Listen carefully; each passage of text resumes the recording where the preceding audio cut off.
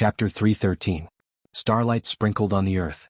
On the official road between Lanyan City and Sangnan Province, the sound of horses' hooves was dense. Under the moonlight, the Empire's war flag's golden-purple flower fluttered in the air, very bright. Qin Yin, dressed in a dark purple princess cloak, once again set foot on this abandoned land. All sorts of feelings welled up in her, but most of them were nostalgia for the deceased. She looked at Lanyan City under the moonlight from afar, her heart indescribably uncomfortable. When she thought of Lin Muyu dying in battle at the south gate of Lanyan City, Qin Yin's heart ached as if it was pierced by thousands of arrows. "Grandfather, I want to enter the city from the south gate," she said softly. Su Muyun looked at her with heartache and nodded. "Yes, we will listen to Xiao Yin." Beside him, Su Yu turned around and ordered, "Pass the order to the 3 armies to wait in the north and east of the city. The front army will follow Her Highness to the south gate. No one is allowed to clash with the army of Qihai City, otherwise they will be punished according to military law." Everyone nodded in unison. Wei Chou, Chu Yao and Qin Yin followed closely behind Qin Yin. They all knew the reason why Qin Yin went through the south gate. At night the cold wind blew. Qin Yin wrapped her clothes tightly around her chest. Her beautiful eyes looked at the newly repaired south gate.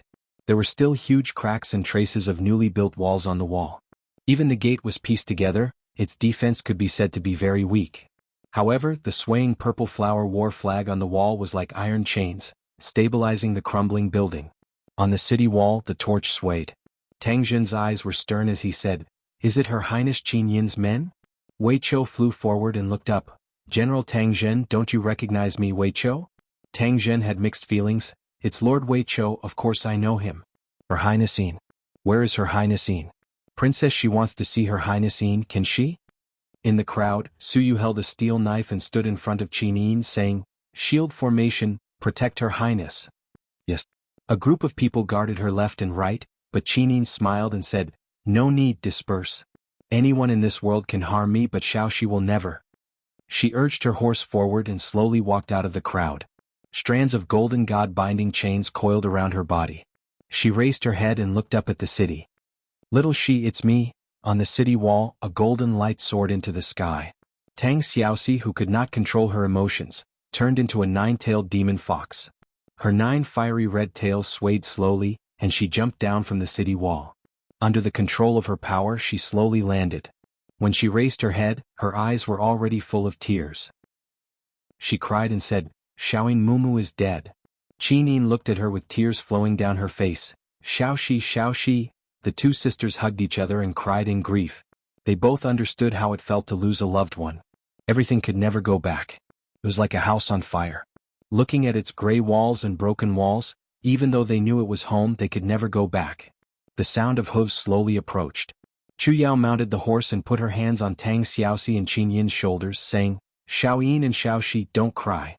If Yu is watching from heaven, he would want to see your smiles instead of you grieving for him.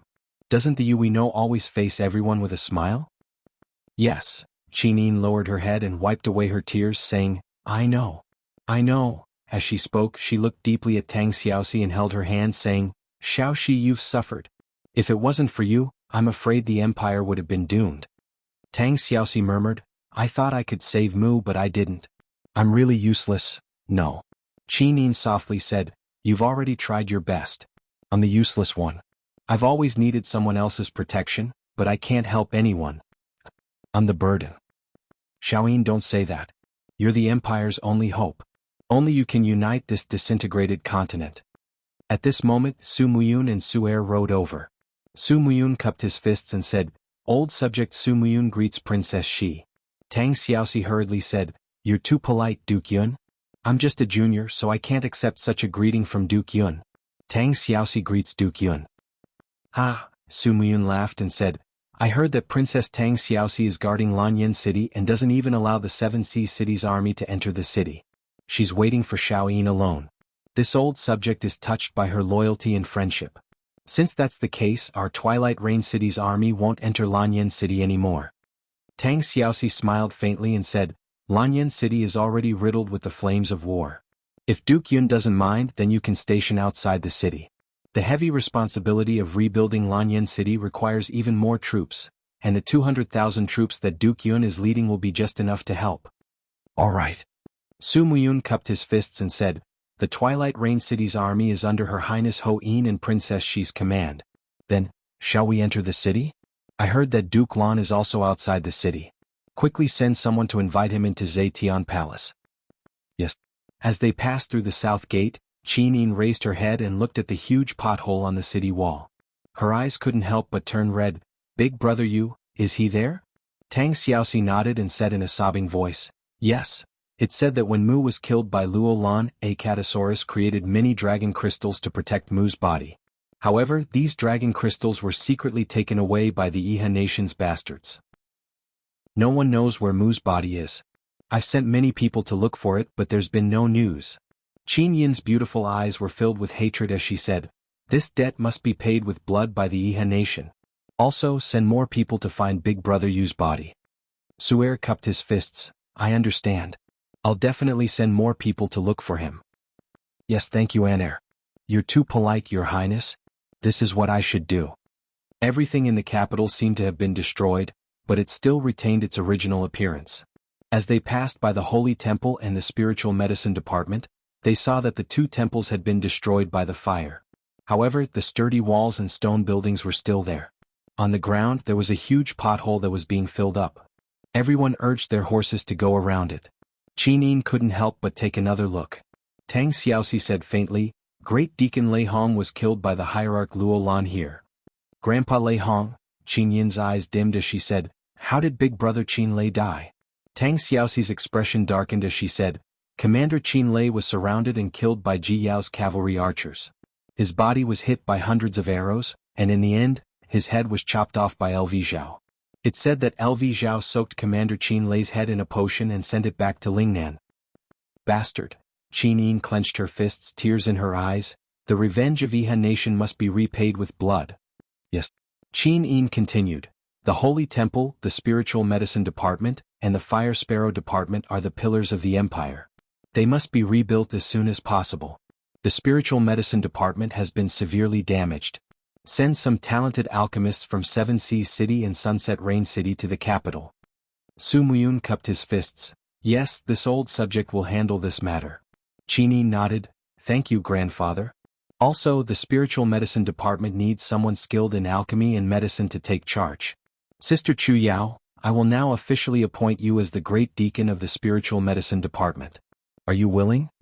Chu Yao was stunned. She nodded. "Chu Yao understands." "Yes, thank you, Sister Chu Yao. What are you thanking me for?" Chu Yao was stunned. Qin Yin smiled faintly and said, "In order to protect the imperial capital, Lord Chu Huayin, a genius, died in battle outside the city. Sister Chu Yao, as an employee of the Spiritual Medicine Department, protected me for a long time at Dragon Rocky Mountain. I understand what the Empire owes the Chu family." Chu Yao's expression darkened. She said indifferently, "If that's the case, the people the Empire owes are you and Commander Feng Jixing." "General Feng?" Qin Yin was startled and said, "Where is General Feng now?" Su-er cupped her fists and said, "Your Highness, General Feng Jixing led 30,000 troops to fight the rebels at the foot of Heaven's Rod Mountain and was surrounded by 300,000 soldiers. Long Qianlin lied to General Feng and caused 30,000 soldiers to be killed in Fire Badger Valley. The current Feng Jixing isn't the same Feng Jixing as before. He has lost his will to fight. Every day he buries the corpses of those soldiers. The people I sent to invite him back were all chased away." On the side, Su Muyun said, "Shaoyin, Feng Jixing is a famous general, and in terms of leading troops he isn't any weaker than Long Qianlin. However, he is too kind. Now that the Empire needs people, grandfather thinks, Shaoyin, you should find a suitable chance to personally head to Fire Badger Valley and invite Feng Jixing back to Yanlan City. Let him recruit from the millions of people in Yanlan City to form an invincible army." "And I will." Qin Yin licked her red lips and asked, "Is there any news of Chu?" "No." Su Muyun shook his head and said, "However, there are rumors that some people saw Chu meet Luo Lan in the north of the city. That night, flames shot into the sky and many people suspect that Chu died for his country. After all, a saint venerable definitely isn't a match for a godly venerable." "Understood." Qin Yin's eyes turned red and said, "The chaos in Iha country caused us to lose our loved ones. We must remember this blood debt for the rest of our lives." "Yes." Su'er nodded. Qin Yin said, "Grandfather, Shaoyin has something to ask of you." Big Xiaoyin. In the Qin family's imperial mausoleum, build a monument for the fallen soldiers and call it the Nation Guarding Monument. All the soldiers who can remember their names must leave their names on the Nation Guarding Monument. Is that okay? Su Muyun was stunned, but those who aren't from the nobility don't have the right to enter the Qin family imperial tomb. No, if I say it is okay, then it is okay. Yes, I will follow your orders. Don't worry, Your Highness. I will come up with a name list for the Nation Guarding Monument. And thank you, Grandfather. Chapter 314. The Zetian Palace was brightly lit and everything was the same as before. The only difference was that there were fewer people and treasures. Tang Lan led the ministers of Qihai City into the imperial capital. In the middle of the night, no one had the slightest desire to sleep because this night was too important for the empire. This was the first meeting between the emperor and his ministers after the war. It also meant that there would be a new direction in the distribution of power in the empire. With the help of Tang Xiaoxi, Qin Yin walked step by step to the throne. When she lifted the hem of her skirt and sat down gently, all the ministers knelt on one knee and shouted, "Your ministers greet your majesty." Your majesty? Qin Yin shook her head and said, "Just call me Your Highness. In my heart, Father is the real radiant king. Moreover, the empire has fallen apart and the territory is less than half of what it used to be. I am no longer the emperor." Su Muyun nodded and said, "Yes, Your Highness." Qin Yin's beautiful eyes flickered with a beautiful light. She looked at the crowd and said, "Tell me how many troops of the empire are in Lanyan City now. Don't hide anything." Su Muyun cupped his hands and said, "Your Highness, Muyu City currently has a total of 210,000 troops stationed around Lanyan City. Among them, 50,000 cavalrymen are at Your Highness' disposal at any time." Tang Lan cupped his hands and said, "Your Highness, this old minister has also brought 110,000 troops from Qihai province. In addition to Shaoxi's 40,000 troops, Qihai City has a total of 150,000 troops stationed around Lanyan City. At the same time, this old minister has already ordered Qihai province to recruit troops. In less than a month, we will be able to recruit another 100,000 troops." "You've worked hard, Duke Lan." Qin Yin smiled.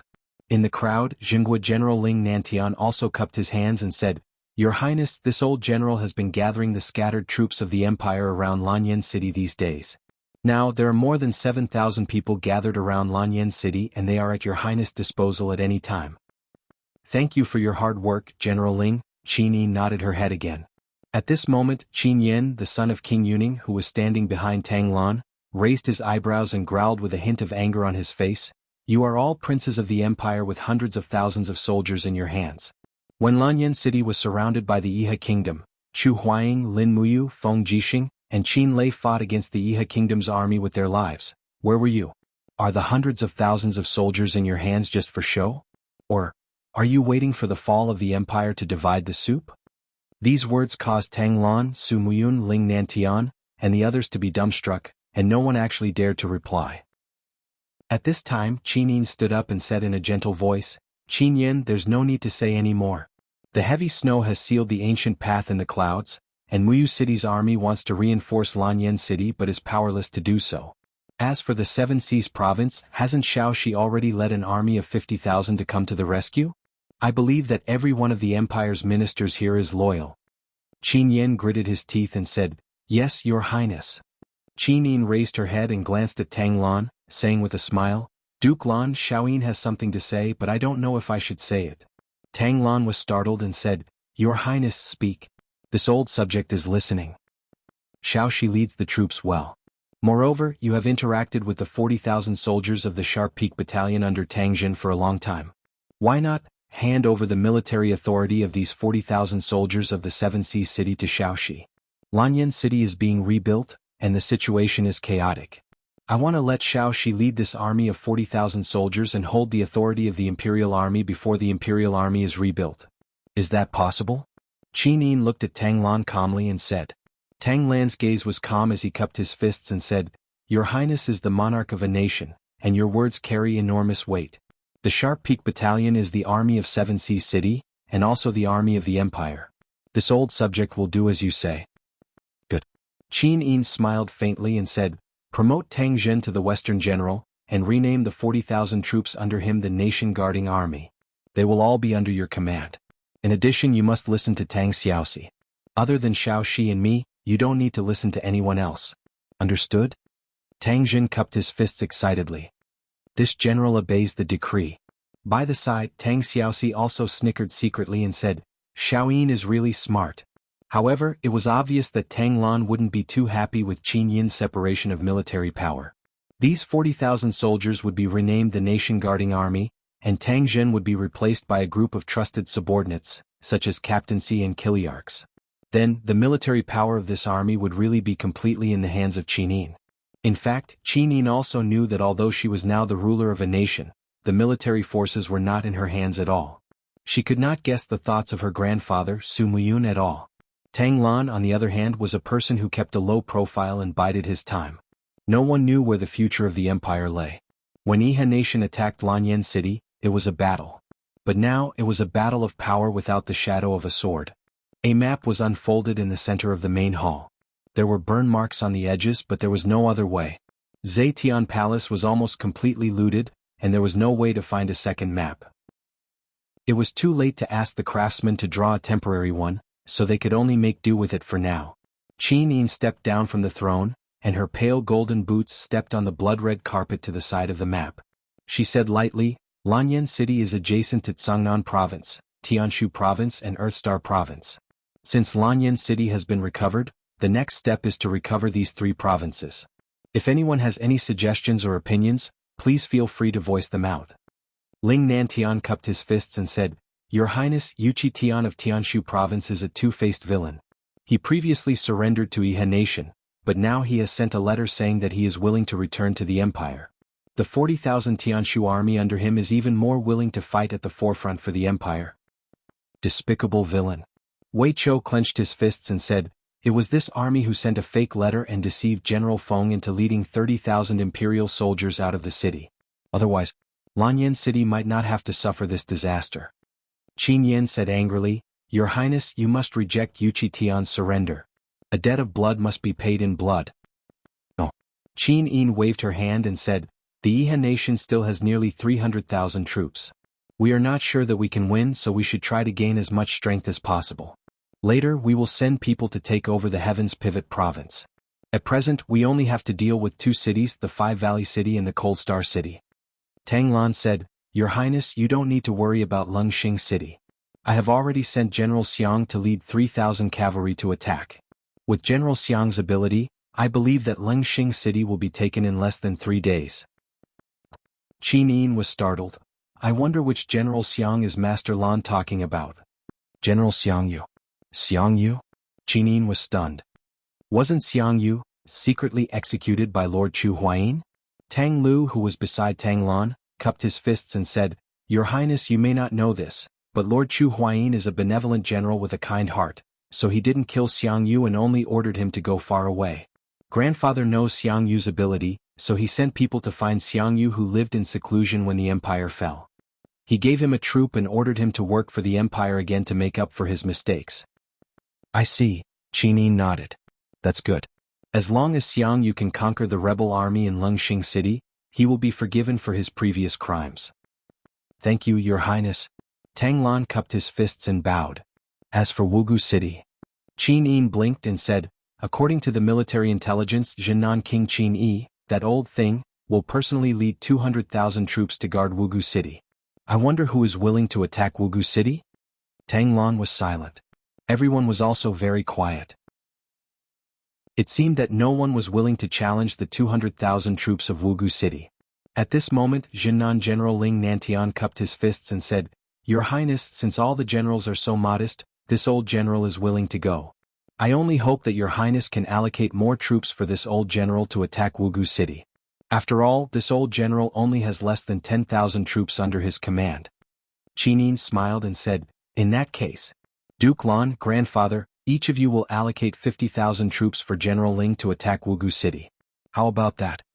Su Muyun cupped his fists and said, Yes, Your Highness. Although Tang Lan was unwilling, he couldn't do it openly, so he also cupped his fists and said, This old subject will gather 50,000 troops tomorrow and hand them over to General Ling Nantian to command. Your Highness can rest assured. That's good.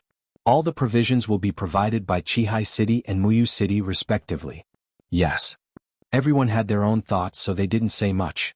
Qin took a cup of tea from the maid and took a sip. She sat on the throne and waited for everyone to report anything else. Su Yu whispered to Su Muyun, "Father, why don't we attack the Five Valley City ourselves? Why do we have to hand it over to Ling Nantian, an old general who hasn't been on the battlefield for a long time? What if we lose 50,000 men? They are our elite soldiers." Su Muyun shook his head and said softly, "Do you think I don't want to? But Qin Yi has many famous generals under his command. The newly conferred 7 marshals of the Yihe nation are all there. Jiao, Lv Zhao, Ding Shi and Long Qianlin. None of these people are easy to deal with. As for us, after your brother's death, there is no real general in the Muyu city who can take charge of an area. If father asks you to personally lead the troops to attack the Five Valley City, do you have a chance of winning?" Su'er was stunned and said helplessly, "I am not as brave as brother, so I really don't have the confidence." "Yes." Su Muyun said calmly, "Follow father to Fire Badger Valley tomorrow." "Why are we going to Fire Badger Valley?" "To find Feng Jixing. If we can get Feng Jixing's help, our Muyu City army will be invincible." "Yes." After a while, Wei Chou suddenly cupped his fists and said, "Your Highness, I have something to say." Qin looked at him and smiled, "Sir Wei Chou, just say what you want to say." "Yes." Wei Chou looked at Qin with clear eyes and said, "Although Sir Lin Muyu died for the country, the Longdan army camp is still there. I hope that your Highness can allow us to rebuild the Longdan army camp. As long as the Longdan army camp is there, Sir Lin Muyu's soul will be there." Qin was moved and her eyes turned red. "The Longdan army camp is Brother Yu's private army? Okay, I will immediately promote Sir Wei Chou to rank 4 general and be the commander of the Longdan army camp. Luo Yu, Fengxi and Qin Yan will be deputy generals and be the deputy commanders of the Longdan army camp. The Longdan army camp will be the official army of the empire and the funds will be taken from the empire's treasury.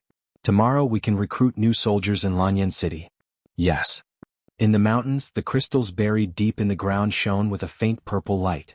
A voice continued to grumble, "Is my god power not enough to wake you up? How long are you going to sleep for, Lin Ruoji? Do you really want to wait until Qin Yin and Tang Xiaoxi marry someone else and have kids before you wake up? Spiritual sense fluctuations are stronger? Hehe, Lin Ruoji, it seems like you still care about these bitches. Quick, then wake up for this great emperor." Chapter 315. Winter passed and spring came, but Fire Badger Valley didn't have any signs of spring at all. What replaced it was a deathly silence. The newly grown grass in the soil was turned to ashes by a huge fire. At the same time, the 30,000 lives of the guard's army died. Bugs flew about the valley and the stench filled the air. A few wild dogs were fighting for the leg of a guard army soldier and rotten liquid splattered all around. "Bastard." A blade energy flashed across and instantly 2 wild dogs were sliced into 2. Feng Jixing walked forwards and grabbed the leg of the guard army's corpse. He placed it in the deep hole at the side and then continued to drag the other corpses. His originally handsome face was now filled with death energy. Feng Jixing stumbled and black spots appeared on his wrists and face. That was the sign of the corpse poison invading his body. Luckily he had high cultivation. If it was a normal person who lived in such an environment for so long, they would have died long ago. Do. The sound of horse hooves spread out and a bunch of cavalry galloped into Fire Badger Valley. It was Su Muyun, Su Yu and the others from Muyu City. Su Yu saw it clearly and pointed, "Father, General Feng is there, but this place. It smells, and..." Su Muyun nodded and said, "Let's go over." The bunch of them avoided the rotten corpses of the guard's army and came to Feng Jixing's side. Su Yu got off the horse and cupped her fists. "General Feng, do you still recognize me? I am Cloud Province Duke Yun's daughter, Su Yu." Feng Jixing dragged a corpse step by step to the deep hole and placed it in. It was as if he didn't see Su Yu and the others arrive. Su Yu frowned and said, "General Feng, you are..." Feng Jixing grabbed the wind cutter blade that was stabbed into the ground. His gaze turned cold and he said, "You all? Are you all here to steal the corpse? Scram, otherwise don't blame me for being merciless." Su Yu stood there in a daze. "General Feng, you..." On the side, Su Muyun got off the horse and held a golden staff. He looked calmly at Feng Jixing and said, "General Feng, the 30,000 soldiers are the pride of the empire. Are you willing to let them rest in this desolate Fire Badger Valley? Don't tell me, you have the heart to let the beasts dig the soil and eat their corpses?" Feng Jixing suddenly stopped in his tracks and looked at the ground that was covered with dark red blood stains. Su Muyun continued, General Feng, Her Highness Qin Yin isn't dead. She has returned to Zetian Hall. Now Lanyan City is back in the hands of the Empire. Cloud Province and Seven Sea Province have hundreds of thousands of troops protecting Lanyan City. Iha country has already retreated back to Five Valley City. Moreover, Her Highness Qin Yin has already ordered the construction of a country-guarding monument to bury these soldiers who sacrificed their lives for the Empire. In my opinion, the 30,000 soldiers should be buried under the country-guarding monument. What does General Feng think? Feng Jixing turned around and stared at Su Muyun with a pair of beast-like eyes. He said calmly, Su Muyun, do you think I, Feng Jixing, don't know what kind of person you are? The capital has been surrounded for so many days and the people of Cloud Province can even crawl over. Yet, you allowed Lanyan City to be ravaged by the Iha country bastards and caused Her Highness Qin Yin to die. Now that the Radiant King is dead, I'm afraid that all the power in the world is in your hands, right? Su Muyun was taken aback. He said, General Feng, as Duke Yun, I didn't even hold you accountable for killing my son, Su Qin. Why do you have to get to the bottom of it and hold me, Su Muyun, accountable for my negligence? If you were a father, you would do the same thing. Right now, Xiaoyin is my Su Muyun's only hope. The only thing I want to do is for Xiaoyin to become the ruler of this world and raise the Iha nation to the ground. What do you want me to do? Feng Jixing asked calmly. Su Muyun smiled. Command the army of Twilight Rain City and sweep across the northern mountains. First, drive the Iha country bastards from Lingnan to the south of the Qinling Mountains. Now that the Empire has many things to do, Xiangyu has been reactivated by Tanglan, Chu Huayin and Lin Muyu have died in battle, Xiaoyin and I can only use you.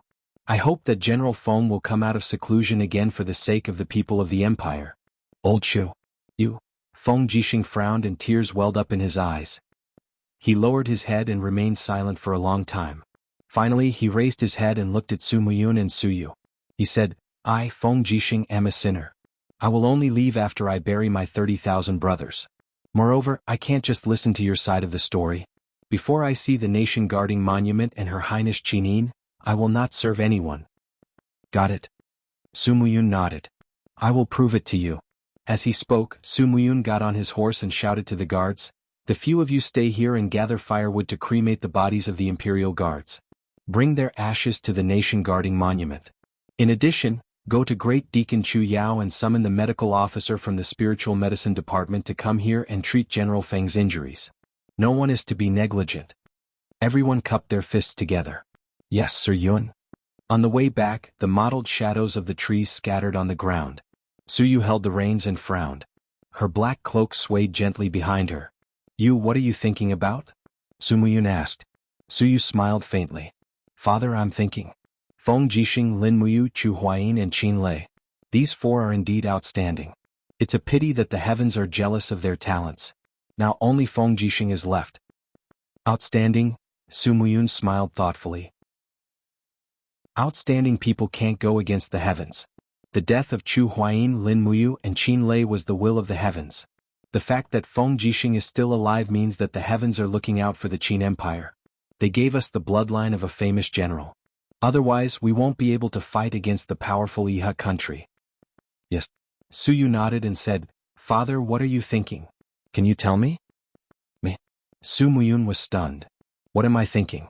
The future, the Empire. Sigh. Su Muyun sighed and said faintly, Xiaoyin is still young, but she has to bear everything in front of her. The Iha country will definitely make a comeback. Tanglan, that old fox, is also eyeing us covetously. The only thing we can do now is to protect Xiaoyin and the royal power of Lanyan City. Don't let Tanglan have the upper hand. I'm afraid that when the time comes, that old fox might cripple Xiaoyin and make Tang Xiaoxi the empress. Su Yu opened her mouth in shock. It can't be. After all, Xiaoyin has the bloodline of the Qin family but Tang Xiaoxi doesn't. Who knows? The premise is that we have a stronger military force than the opponent. But we don't have an absolute advantage against the Qihai province, so everything is hard to predict. You try to delay the dispatch of troops to Wugu City. It would be better if we can delay it until Feng Jixing comes out of seclusion. Father, you don't believe in Ling Nanshan's ability to lead troops. Hee. Su Muyun smiled lightly.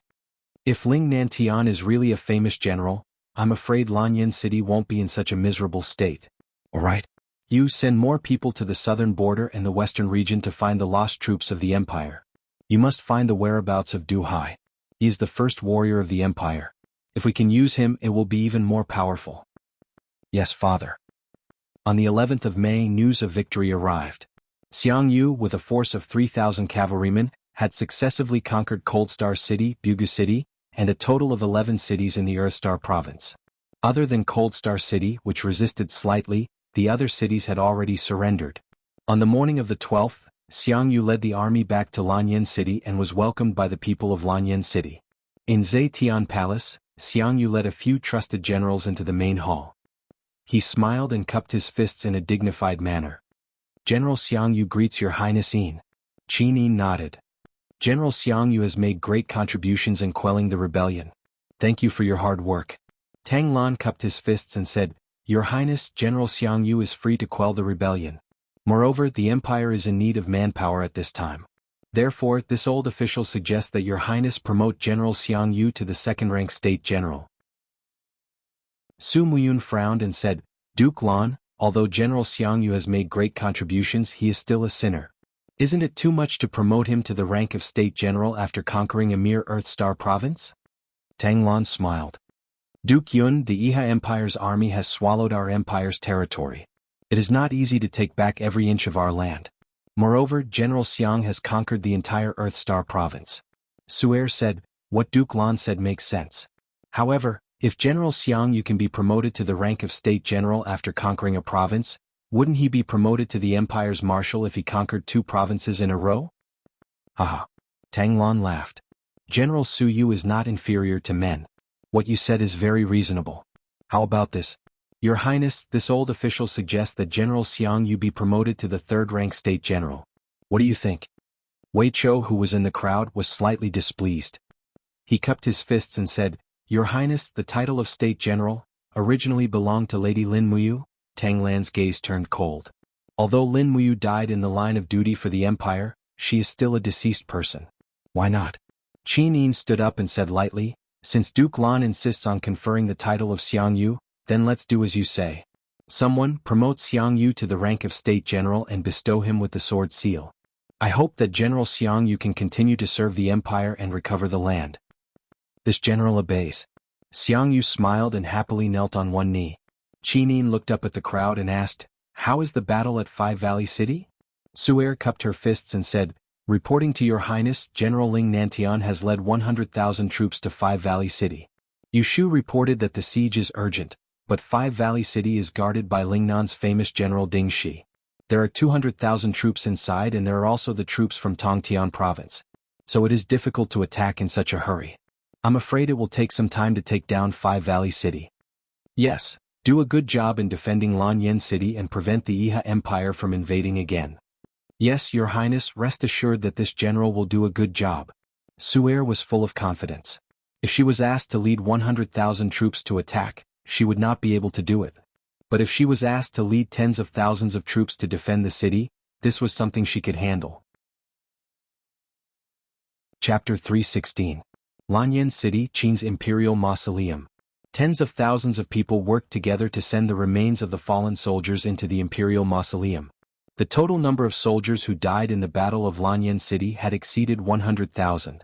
A huge dark stone tablet was lined up in a row, and the craftsmen were lying on the bamboo ladder, carving the names of the fallen soldiers onto the nation-guarding monument with tinkling sounds. The nation-guarding monument at the front was also the largest. The names of 10,000 imperial warriors were densely carved on it. Her Highness has arrived. A guard shouted. The craftsmen knelt on both sides of the road. Amidst the sound of horse hooves, Qin Yin led Chu Yao, Tang Xiaoxi, Wei Chou, Qin Yin and the others into the imperial mausoleum. Everyone dismounted one after another. Qin Yin lifted the tassels on her skirt and walked forward step by step. Looking at the names on the nation-guarding monument, she could not help but burst into tears. You. Chu Yao also looked up at the names on the nation-guarding monument. Her eyes turned red. Brother? Tang Xiaoxi's nose turned sour. Looking up at Lin Muyu's name, her tears flowed down silently.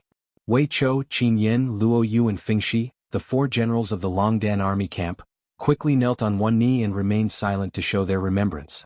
Under the afterglow of the setting sun, the names on the nation-guarding monument glowed with a golden luster. It was as if it was telling the world the story of the past and those people from the past. Lin Muyu Chu Huayin Qin Lei Chu Chu Lei Hong Si Kong Fan Yu Wenxia Zhuge Yun Meng Fong Luo Lai. According to Qin Yin's ranking, Lin Muyu, Chu Huayin and Qin Lei were the top 3. Chu Chu and Lei Hong were the 4th and 5th respectively. Following them were the governor of Five Valley City, Si Kong Fan, and the former protector of the nation Yu Wenxia and the others. Among them, the highest-ranking general of the imperial army was Luo Lai, who was ranked as the deputy commander. He was also Feng Jixing's most trusted subordinate. Your Highness. Su Yu stood to the side and helped Qin Yin up. She said softly, "The dead are gone. I believe Lord Yu and Chu Huayin will be watching us from the heavens. They will be gratified to see us reclaim the empire's territory." No. Tang Xiaoxi looked at the nation-guarding monument with determination and said, "Xiaoyin, I feel that Yu is not dead. It's as if he's still by our side. This feeling can't be wrong. Yu is not dead." Qin Yin looked at Tang Xiaoxi in astonishment and said, "Xiaoxi, you also have this feeling?" "And? Me too." Qin Yin silently looked at Lin Muyu's name on the nation-guarding monument and said, "He said he would come back to me, so he definitely wouldn't lie to me." Su Yu helplessly sighed and said, "This is just your wishful thinking. Many people saw that you died in battle. This is an indisputable fact." "Auntie C, don't say any more." Qin Yin pursed her lips and murmured, "I will wait for him. He will come back. It's that simple." Just as she had said to Lin Muyu, "The mountains are long and the rivers are far. We will meet again if we are fated to." But would they really meet again? Ai, silly girl. Su'er shook her head and did not try to persuade her anymore. Year 7731, 20th of June. 1 month after Ling Nantian set out. The battle report came. Defeated. What? Defeated? Qin Yin angrily asked, "How did they lose so thoroughly?" The messenger trembled as he knelt on the ground and said with a trembling voice, "Reporting to your highness. Ding Shi privately contacted Yuqi Tian in the Heavens Pivot province, so Yuqi Tian sent 20,000 Heavens Pivot soldiers out to cause trouble. That night, Ding Shi led 100,000 soldiers out to attack and successfully defeated Ling Nanshan's army. They are currently regrouping." Regrouping? Qin Yin laughed. "What use is there in regrouping? Yu Shu orders Ling Nantian to retreat and Su Yu to lead 50,000 soldiers to welcome the defeated army. If the Yihe kingdom pursues, immediately counterattack." Su Yu cupped her fists. "Yes, your highness." Tang Lan cupped her fists. "Your highness, since Ling Nantian has been defeated, we must appoint a new general. Otherwise, I'm afraid the Yihe kingdom will take advantage of this and attack Lanyan city. At that time we will fall into a passive state." What Duke Lan said makes sense. Qin Yin looked at the crowd. "Is there any other general who can go to war for the empire and extinguish the arrogance of the Yihe kingdom?" Su Muyun frowned. Feng Jixing was not willing to come out of seclusion. Although there were thousands of generals in Muyu City, there was not a single one who could really shoulder the responsibility. Those were only talented generals and not commander-in-chief. At this time, one of the generals cupped his fists and said, "Xiang Yu is willing to go to war." Qin Yin smiled slightly. "How many soldiers does General Xiang Yu want?" "Not too many." Xiang Yu looked up at Qin Yin and said, "Your Highness, I only need 50,000 elite soldiers under Duke Lan to take down the Five Valleys city for your Highness." "Only 50,000? Qin Yin frowned slightly and said, "Zetian Palace does not joke. General, please be careful." "Only 50,000. Xiang Yu repeated and said, "If I cannot take back the Five Valleys city with 50,000 elite soldiers, I, Xiang Yu, am willing to accept military law." Good. Qin Yin nodded, approved. "Immediately send the troops to war." Yes. After the meeting, Su Muyun and Su Yu entered the rear hall together to see Her Highness. "Grandfather, you must have something to say, right?" Qin Yin sat down and said with a smile. Su Muyun nodded and cupped his fists. "Xiaoyin, do you know the situation in Planet Earth province?" After Xiang Yu took over Planet Earth province, he left 3 trusted generals to guard Cold Star City and other important cities. He also recruited soldiers and bought horses on his own in the name of strengthening the empire, but he did not report to the Ministry of War at all. Qin Yin nodded and said, "Yes, special times call for special treatment. But in the long run, I'm afraid Tanglan's wings will become more and more plentiful. Now 7 Seas City has another 100,000 new soldiers, and they are intensifying their training. In addition to the 30,000 soldiers they recruited in Planet Earth province, Tanglan's military power is getting stronger and stronger. This time, Xiangyu goes to war and defeats Yihe Nation. I'm afraid Five Valleys City will also fall into Tanglan's hands. Su Muyun said worriedly, even the officials we sent to take over planet Earth province's military power and political power have been taken over. We have to be wary of Tanglan's heart. Qinin said softly, I know, but we can only rely on Duke Lan now. If not, who would be willing to help the Qin family get rid of the traitors of Yihe Nation? Su Muyun took in a deep breath and said, most of the 30,000 corpses of the Fire Badger Valley Guard's army have been moved into the country protecting monument. Your Highness, if you have nothing to do in the afternoon, why not follow us out of the city to invite Feng Jixing back to Lanyan City? Feng Jixing. He blames himself too much. If not for your Highness personally inviting him, I'm afraid he wouldn't be willing to return to Lanyan City. And let's head out now. It was early summer and butterflies danced outside Fire Badger Valley. Qin was wearing a white royal dress and a dark blue cloak, the same color as the imperial military uniform. This time she brought a total of 5,000 cavalrymen of Muyu City out of the city, in addition to the 500 guards of the Brave Dragon Battalion, so there was no room for error. In addition, there was an additional group of people in the crowd. This group of people was wearing white robes, with the badge of the Imperial Army on their shoulders. In the wilderness, Feng Jixing sat there in a dejected manner. His long hair was scattered and even his beard had grown out. The horse hooves slowly stopped. Qin got off the horse and stood in front of Feng Jixing. She said softly, General Feng, Qin? Qin, your Highness? Feng Jixing's body shook. He raised his head and looked at Qin Yin's beautiful face. He muttered, Your Highness? Is it really your Highness? If it isn't me, who else can it be? Qin smiled. She didn't mind that Feng Jixing was covered in mud. She held his arm and said, General Feng, I am here to invite you back to Lanyan City. However, Feng Jixing retracted his hand as if he was electrocuted. He knelt on the ground and took a few steps back. His forehead knocked heavily on the ground several times in a row. In the blink of an eye, his forehead was covered in blood. He said with a trembling voice, Sinner Feng Jixing can no longer return to Lanyan City. Why not? Qin asked sadly. Feng Jixing's eyes turned red. He said, the 30,000 brothers of the Imperial Guards trusted me, Feng Jixing, and were willing to disarm themselves. However, they were massacred. It's all my fault. I can die 10,000 times. I am a sinner covered in blood. I don't have the face to return to Lanyan City. Your Highness, please grant me death. If I die under your Highness's sword, Feng Jixing can die in peace. I don't have to suffer anymore. No, you can't die. Qin looked at him and said, if you die, who will avenge brother Yu? Who will avenge Lord Chu Huaying? Who will avenge Commander Qin Lei? You can't die. Feng Jixing knelt on the ground and buried his face in the soil. He wailed. At this moment, a group of people wearing the armor of the Imperial Guards walked out from the crowd. Their faces were full of grief. The leader was a bearded man. He slowly knelt on the ground and murmured, General Feng, old Zhang has brought the brothers to see you. Feng Jixing trembled. He raised his head and saw Zhang Wei and the group of Imperial Guards. He couldn't help but cry, Zhang Wei, it's Zhang Wei. You guys didn't die? You guys didn't die? Although Zhang Wei was a rough man, he still knew how to be loyal. Tears flowed from his eyes as he knelt on the ground and said, have you forgotten General Feng? Before you left for Mount Tianming, Lord Lin Muyu asked you to leave 1,000 of us to defend the city. He was the one who saved the torch of the Imperial Guards. You that brat. Feng Jixing was inconsolable. He sat on the ground in a sorry state. Tears dripped onto his rotten armor as he murmured, I've let my brothers down, I've let you down, I've let old Chu down. Feng Jixing. I'm a sinner, an unforgivable sinner. Qin looked at him and walked forward again. Her body trembled as she knelt in front of Feng Jixing. She held his arm and said, General Feng, Shaoyin is now the monarch of the Qin Empire. Now is the time for you to atone for your sins. Follow me back to Lanyan City and lead the troops into battle. You'll become a general of the Qin Empire again.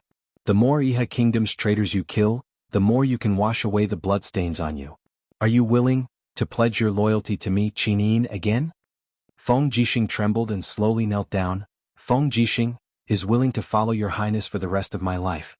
I'll be loyal to the Empire until death.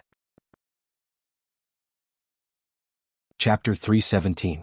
In Zetian Palace, Feng Jixing freshened up and put on the white robe Imperial Forest armor again. This was the new armor Qin Yin had prepared for him. The Qin Empire originally had 6 experts who enjoyed the title of White Robe Imperial Forest: Du Hai, Feng Jixing, Chu Chu, Qin Lei, Lei Hong, and Yao Yuan. Now Du Hai was missing, Chu Chu, Qin Lei, and Lei Hong had died in battle, and Yao Yuan's whereabouts were unknown. In the vast Qin Empire, Feng Jixing was the only remaining White Robe Imperial Forest.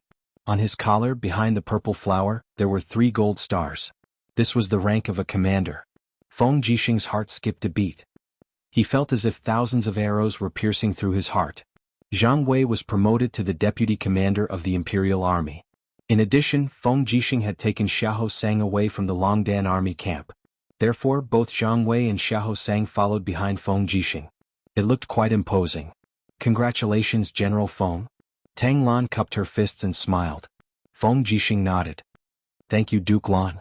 However, behind Tang Lan, Tang Tian, Tang Lu, Tang Wei, and the other Tang clan generals all had looks of jealousy on their faces. They seemed to understand that Feng Jixing's return was a great provocation to the 7 Sea Cities Tang sect's strength. After all, Feng Jixing was Qin Jin's old general and also one of the Empire's 7 divine generals, a famous general of the present age. Feng Jixing submitting to Qin Yin and Su Muyun was definitely not a good thing. Qin Yin sat on the throne and said, "Feng Jixing is loyal, brave, and unyielding. I am specially promoted to Jingguo General and Commander of the Imperial Army. I order you to rebuild the Imperial Army of Lanyan City. In addition, your first mission is to lead 50,000 troops around the dragon-seeking forest and go straight to Tianshu province. Bring Yu Qitian's head to me. General Feng, can you do that?" Feng Jixing cupped his fists and said, "Rest assured, Your Highness." Xiang Yu had once been a sinful general under Qin Jin's edict, so there were people who stopped him from being promoted. However, Feng Jixing was originally one of the imperial commanders, so there was nothing wrong with him being promoted to second-rank state general.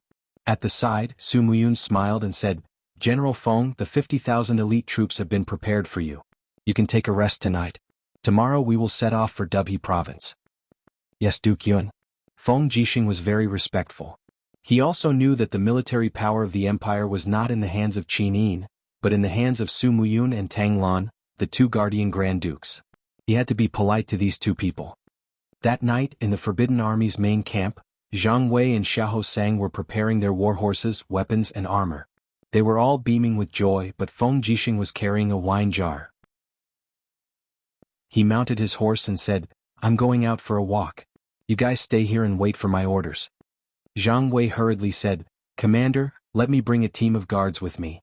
The empire is in turmoil and it's not safe anywhere now." Feng Jixing's laughter came in the wind. "Don't worry. Who in Lanyan City has the ability to kill me now?" Zhang Wei was speechless.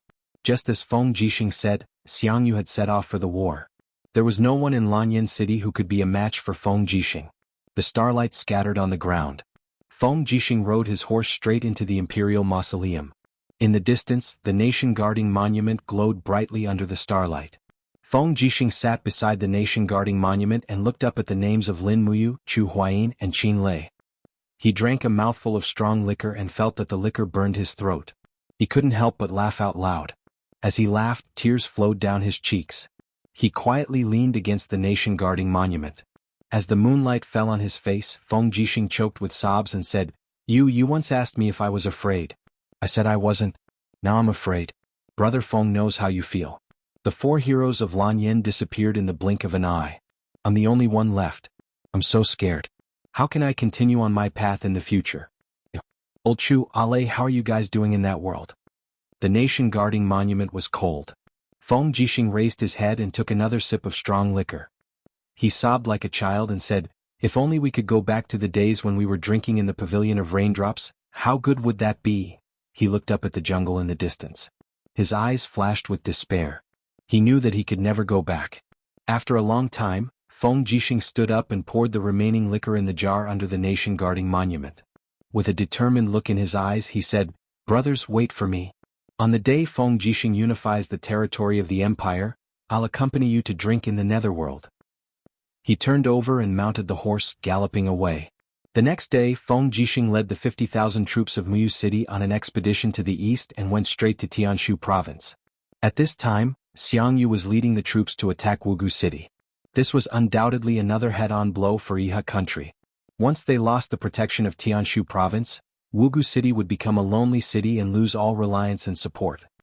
Empire Calendar Year 7731, June 27, 10 miles north of Wugu City, Xiangyu's army camp. Buckets of blood-red berries were transported into the camp. The berries emitted a strange fragrance, but all the soldiers in charge of escorting them had cold eyes and did not look at the berries at all. "General is here." A Chiliarch dismounted and saluted respectfully. Xiangyu carried the bloodbath spear and rode his horse into the crowd. He asked, "Is everything ready?" "Yes, General." A military officer in a purple robe cupped his fists and said, "Almost all the blood fruits in Sangnan province have been picked by us. A total of 182 buckets of berries have been gathered." "How toxic is it?" Xiangyu asked. The military officer smiled. "A 1,000-year-old elephant accidentally eats a blood fruit. It's enough to kill it. In these wooden buckets, there are at least hundreds of blood fruits in each bucket. General should be able to guess the toxicity of these nearly 200 buckets of blood fruits." Good." Xiangyu smiled slightly and said, "Pass down my order to the 3 armies. From today onwards, our drinking water can only be fetched from the dragon-seeking forest. We can no longer use water from the Rice River. As soon as it gets dark, immediately dump all the berries into the Rice River. The Rice River is the river of life for Wugu City. As long as the Rice River is poisonous, Wugu City will be defeated and destroyed." "Yes." One of the captains of 7 Seas City was astonished and he said, "General, these blood fruits won't just kill the traders of the Iha nation, they'll kill the commoners of Five Valley City as well. There are 2,400,000 people in Five Valley City." "So what?" Xiangyu said lightly, "These people were originally citizens of the empire, but they pledged allegiance to the Iha nation. Death cannot wipe out their crimes. Pass down my order, there must be no mistakes. If there is any crime, I, Xiangyu, will bear it alone." "Yes." That night, 182 buckets of acute pain berries flowed down and melted into the Rice River. The Rice River surrounded Wugu City and provided all the city's daily water supply. The next day, hundreds of thousands of people died in Wugu City. It was chaos. Both sides of the city road were filled with the moans and wails of the poisoned. It was unbearable to hear. A row of cavalry slowly passed. Ding Shi was wearing a general's cloak, his hand on the hilt of his sword. His eyes swept across both sides and said lightly, "It is confirmed that the water source has been poisoned, is it?" "Yes, General." The guard on the side said, "The entire Rice River has been infected with poison. All the dead fish on the river surface have floated up as far as the eye can see." "Bastard!" Ding Shi clenched his fist and said, "Pass down my order, no more drinking water from the Rice River. Dig underground water sources to drink." "But General, the Rice River is deep. The poison must have already entered the underground water. Even if we drink well water, we will still be in danger of poisoning." Ding Shi frowned and said, "Perhaps we should consider withdrawing our troops. Immediately follow me to see the commander." "Yes." The governor's manor in Five Valley City had now become Qin Yi's governor's manor. Ding Shi entered with his sword in hand. When he entered the hall, he saw Ji Yao and LV Zhao from afar. Qin Yi was leaning against a chair with his eyes closed, his face full of fatigue. It seemed that after the northern expedition, which had almost destroyed half of the empire, Qin Yi had not enjoyed the pleasure of becoming a king. "Is it General Ding Shi?" Qin Yi asked lightly. "Yes, General." Ding Shi cupped his fists and said, "Commander, Xiangyu poisoned the Rice River. Moreover, it's a blood fruit poison. Hundreds of thousands of people have died today. This general suggests that we immediately abandon Five Valleys City and lead the army out of the city. Take the people of Five Valleys City and head south to Hundred Ridge City." LV Zhao's face turned cold. "Ding Shi, are you advising the commander to abandon the 8 northern provinces of Iha country? This general does not dare." Qin Yi slowly opened his eyes and said, "Pass down my order. Everyone starts drinking well water. Do not drink Rice River water. Hold on for another 3 days. If Xiangyu still poisons, then withdraw." "Yes." "Also, what about Long Qianlin?" LV Zhao said disdainfully, "That cowardly rat has already led his troops to the Sword Pavilion. He doesn't even dare to step into Wugu City's territory. He has been scared out of his wits by the imperial dogs." Qin Yi said lightly, "Long Qianlin is not that kind of person. All right, all of you are dismissed. Prepare for the withdrawal." "Yes." In the following days, a large number of people in Wugu City died. On the 4th of July, Wugu City was breached. When Xiang Yu and the imperial army entered Wugu City, they found that it was already a dead city. Excluding the hundreds of thousands who escaped from the city, the remaining 1.8 million people were all poisoned to death. The Iha country's army that could not retreat in time was ambushed by Xiang Yu's army. 30,000 people were killed and 40,000 were captured. On the 7th of July, Xiang Yu led 30,000 troops to pursue Qin Yi. They were ambushed by Long Qianlin's sword pavilion and lost more than 10,000 men. He then decided to withdraw. On the 15th of July, year 7731 of the empire's calendar, Feng Jixing defeated the Heaven's Corps and captured 40,000 men. He also captured Yuqi Tian and Yuqi Yin, recovering Divine Shadow City and Heaven's Core Province. At this point, the neighboring Earth Star Province, Songnan Province and Heaven's Core Province were all recovered and incorporated into the empire's territory. Apart from a small portion of the Iha country's troops that remained in Tongtian Province and Lingdong Province, the rest of them retreated to Lingnan. At this point, the empire was divided into two. On the 21st of September, year 7731 of the empire's calendar, Qin Yin was crowned empress. She was given the title Empress, and the empire's name was still Qin. Chapter 318. It was September 21st, the day of the empress's coronation. On this day there was only laughter and joy in Lanyan City. Qin Yin's proclamation as the empress was tantamount to announcing the true reconstruction of the empire.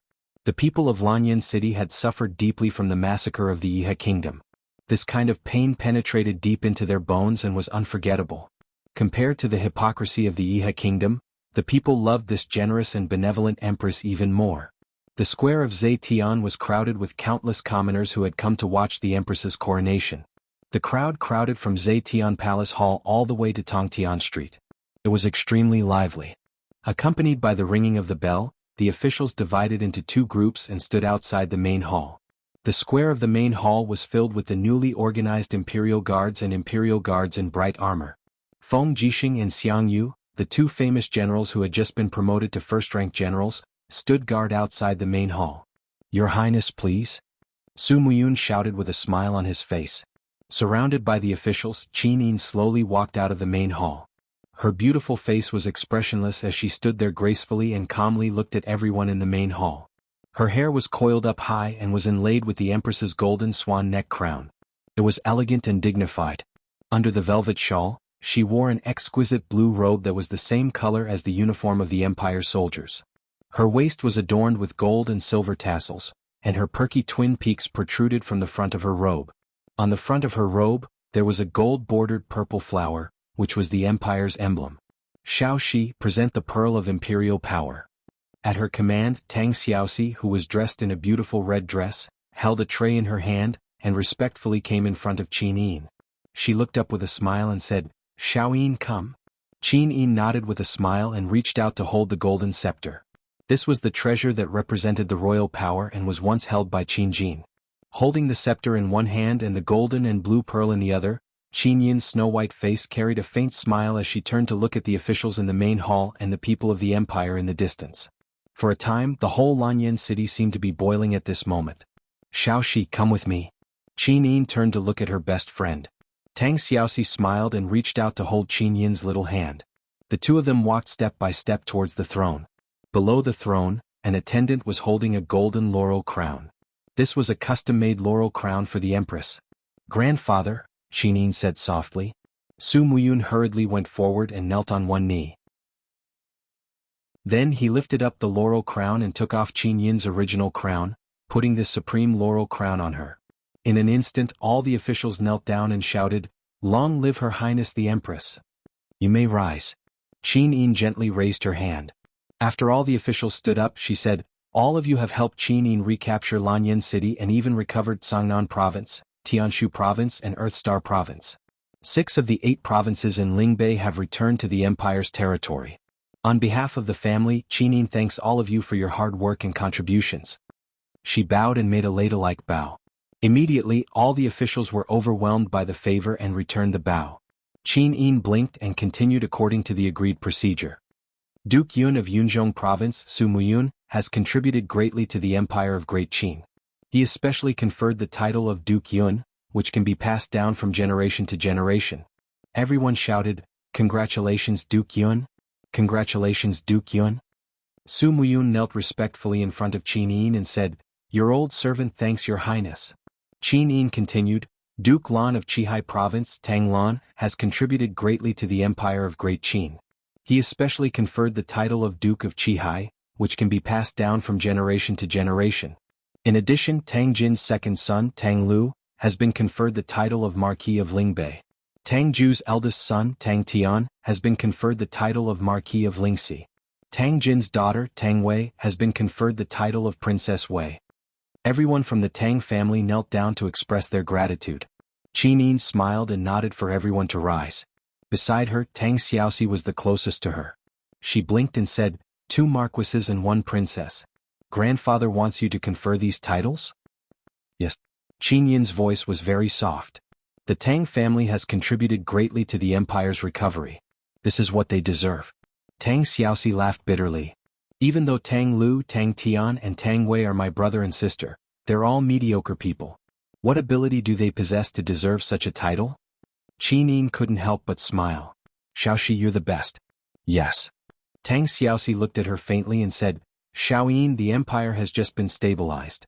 So many people have died and so many fields have become barren. I'm afraid we'll need a few years to recuperate before we can raise the issue of war again. Yes. Also, according to Duke Yun and grandfather, I, as the princess of Qihai City, will also be going to Demon Subduing Pass.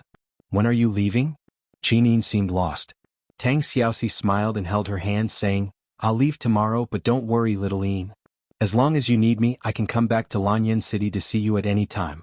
Also, Duke Yun seems to be worried about the demon clan. If I don't personally guard the Demon Subduing Pass, he's worried that the demon clan will re-enter the central region. Yes, grandfather is too paranoid. Yes. Tang Xiaoxi pouted and said, It's just that I can't stay in Lanyan City to accompany you every day. It'll be very boring for you to be the empress. So, if only you was here. Qin Yin's eyes turned red, and she wanted to say something but stopped. That night, Zetian Palace held a banquet to entertain the officials. Feng Jixing, Zhang Wei and Wei Qiu sat together chatting casually. Meanwhile, Xiang Yu was even more glorious. The rank of commander-in-chief on his shoulder glowed with a golden radiance, complementing the proud look on his face. Congratulations to young Lord Tang Lu for being promoted to the Marquis of North Ridge.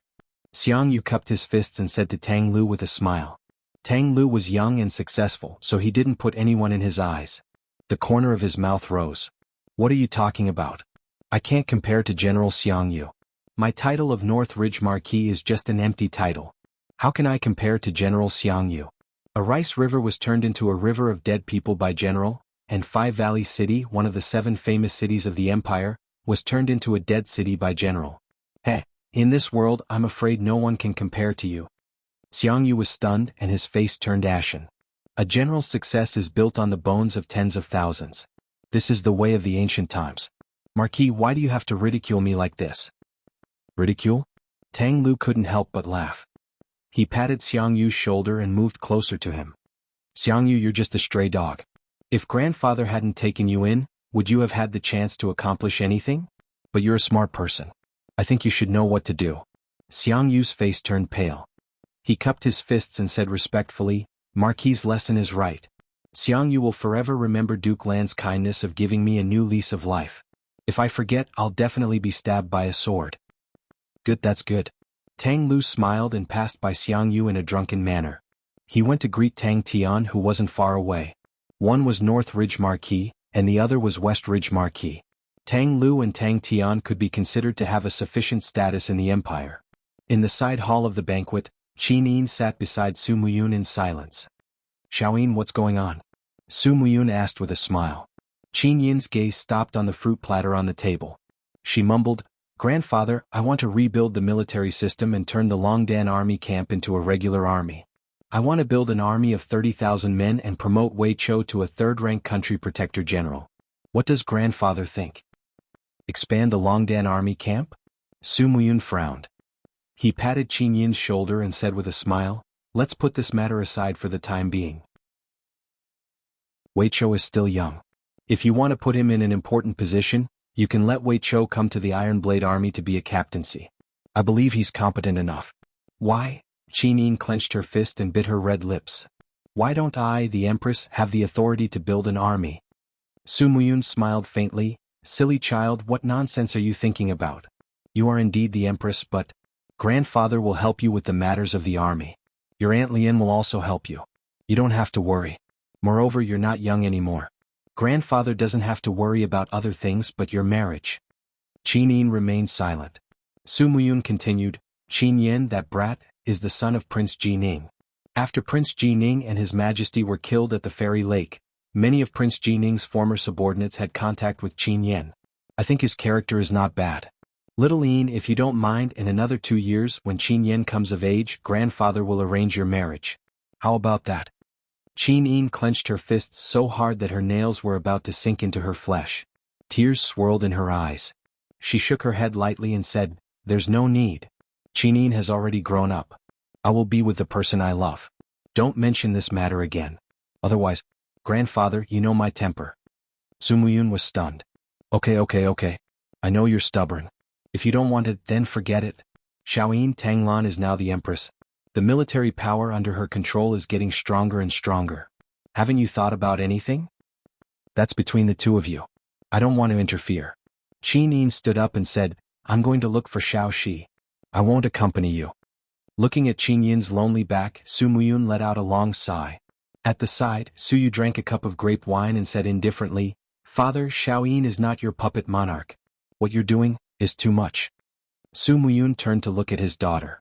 In the cold night, his gaze was like a sword. 800 miles away, compared to this banquet filled with fine wine and delicacies, the dragon-seeking forest seemed much colder.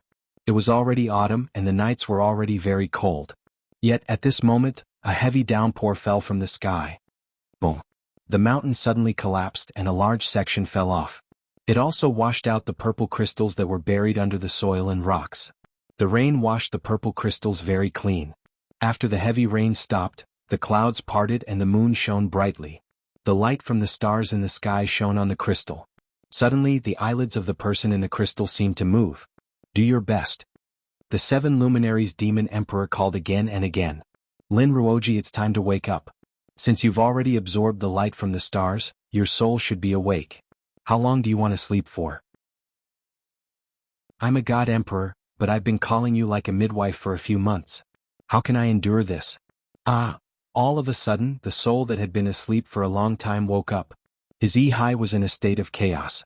Wisps of white light condensed into Lin Muyu's body. He slowly opened his eyes and looked at the chaos around him. He could not help but ask, Where am I?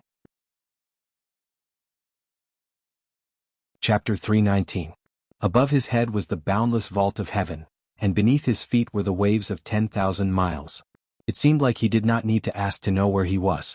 Lin Muyu's spiritual sense was awakened in his own Yi, but his body was not truly awake.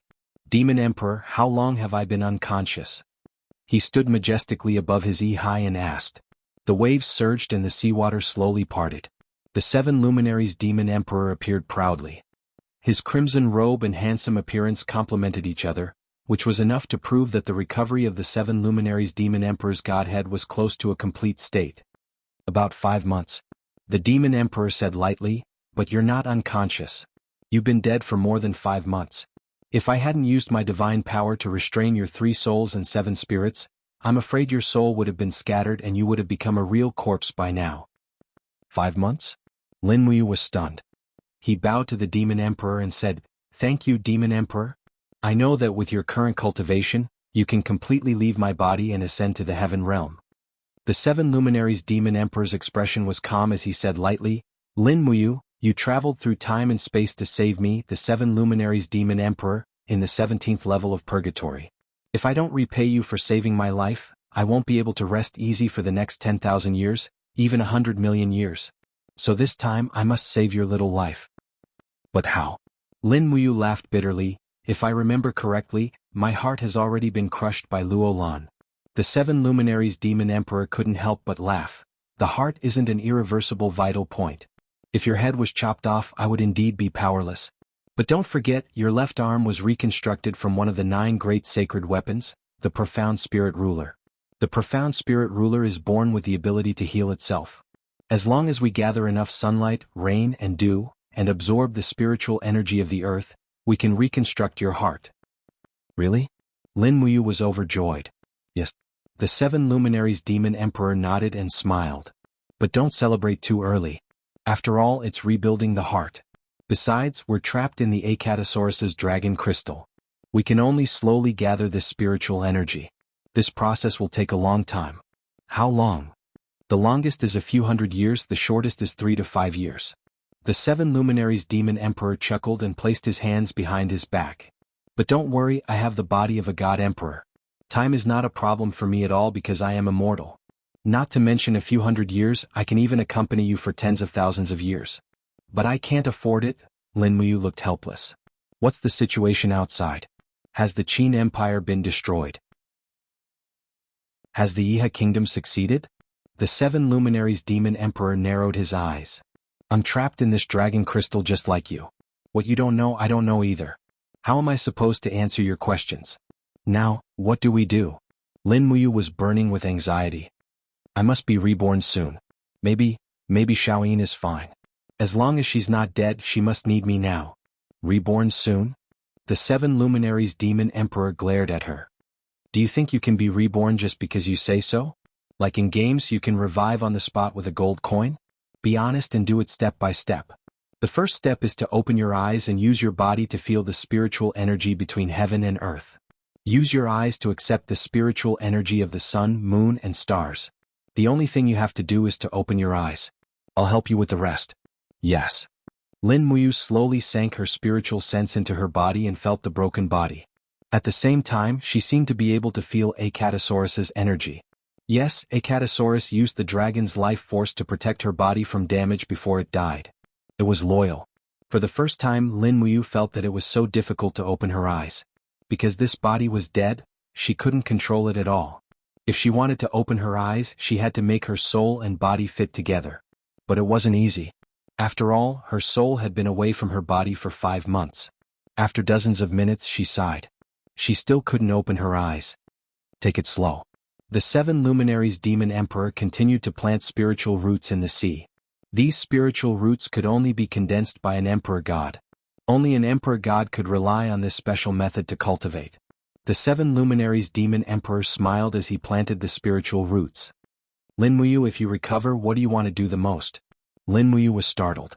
She sank her spiritual sense into her Yi-Hai and said, "If the empire has been destroyed by Yiha country, I will do everything possible to rebuild the empire. If the empire hasn't been destroyed, I will help Xiaoyin to destroy Yiha country. Luo Lan killed Grandpa Lei Hong. I must avenge this." "You, a heavenly king, want to challenge an ultimate god?" The 7 luminaries demon emperor couldn't help but laugh.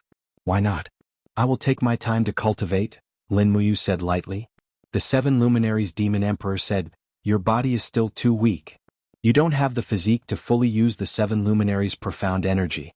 Otherwise, if you and Luo Lan had the same level of divine power, a 7 luminary star transformation would be enough to doom him."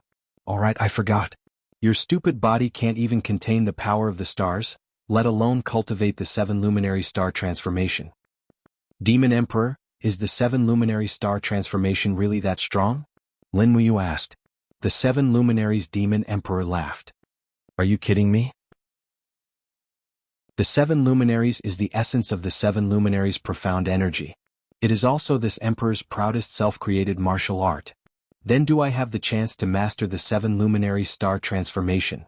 That depends on you. When you open your eyes and look up at the stars, maybe your body will be able to absorb a little of the power of the stars. Maybe everything is unknown." "Demon Emperor, when are you going to ascend?" Lin Muyu asked. The 7 luminaries demon emperor was startled. He stood in the spiritual field in his Yi-Hai and looked up at the sky. He sighed and said, "Actually, I won't hide it from you. My divine spark is already complete and I can ascend at any time. However, I will definitely do what I promised you. After your body is reconstructed, I will ascend. You will fight in your empire's mainland and I will fight in my celestial realm Star Sea. We don't owe each other anything." Lin Muyu nodded heavily. "Thank you." In the night, faint fluorescent light danced around the purple crystal. The figure inside the crystal was slightly blurry, but one could already faintly see that the figure was surrounded by beams of profound light, like a shooting star in the dark night. After a whole month, Finally, under Lin Muyu's perseverance, there was a slight movement in her body. Her eyelids trembled slightly and she suddenly opened her eyes under the starry sky. He was extremely excited to have regained his light. His body happened to be lying on his back facing the starry sky. The feeling of the beams of starlight sprinkling on his body was indescribably comfortable.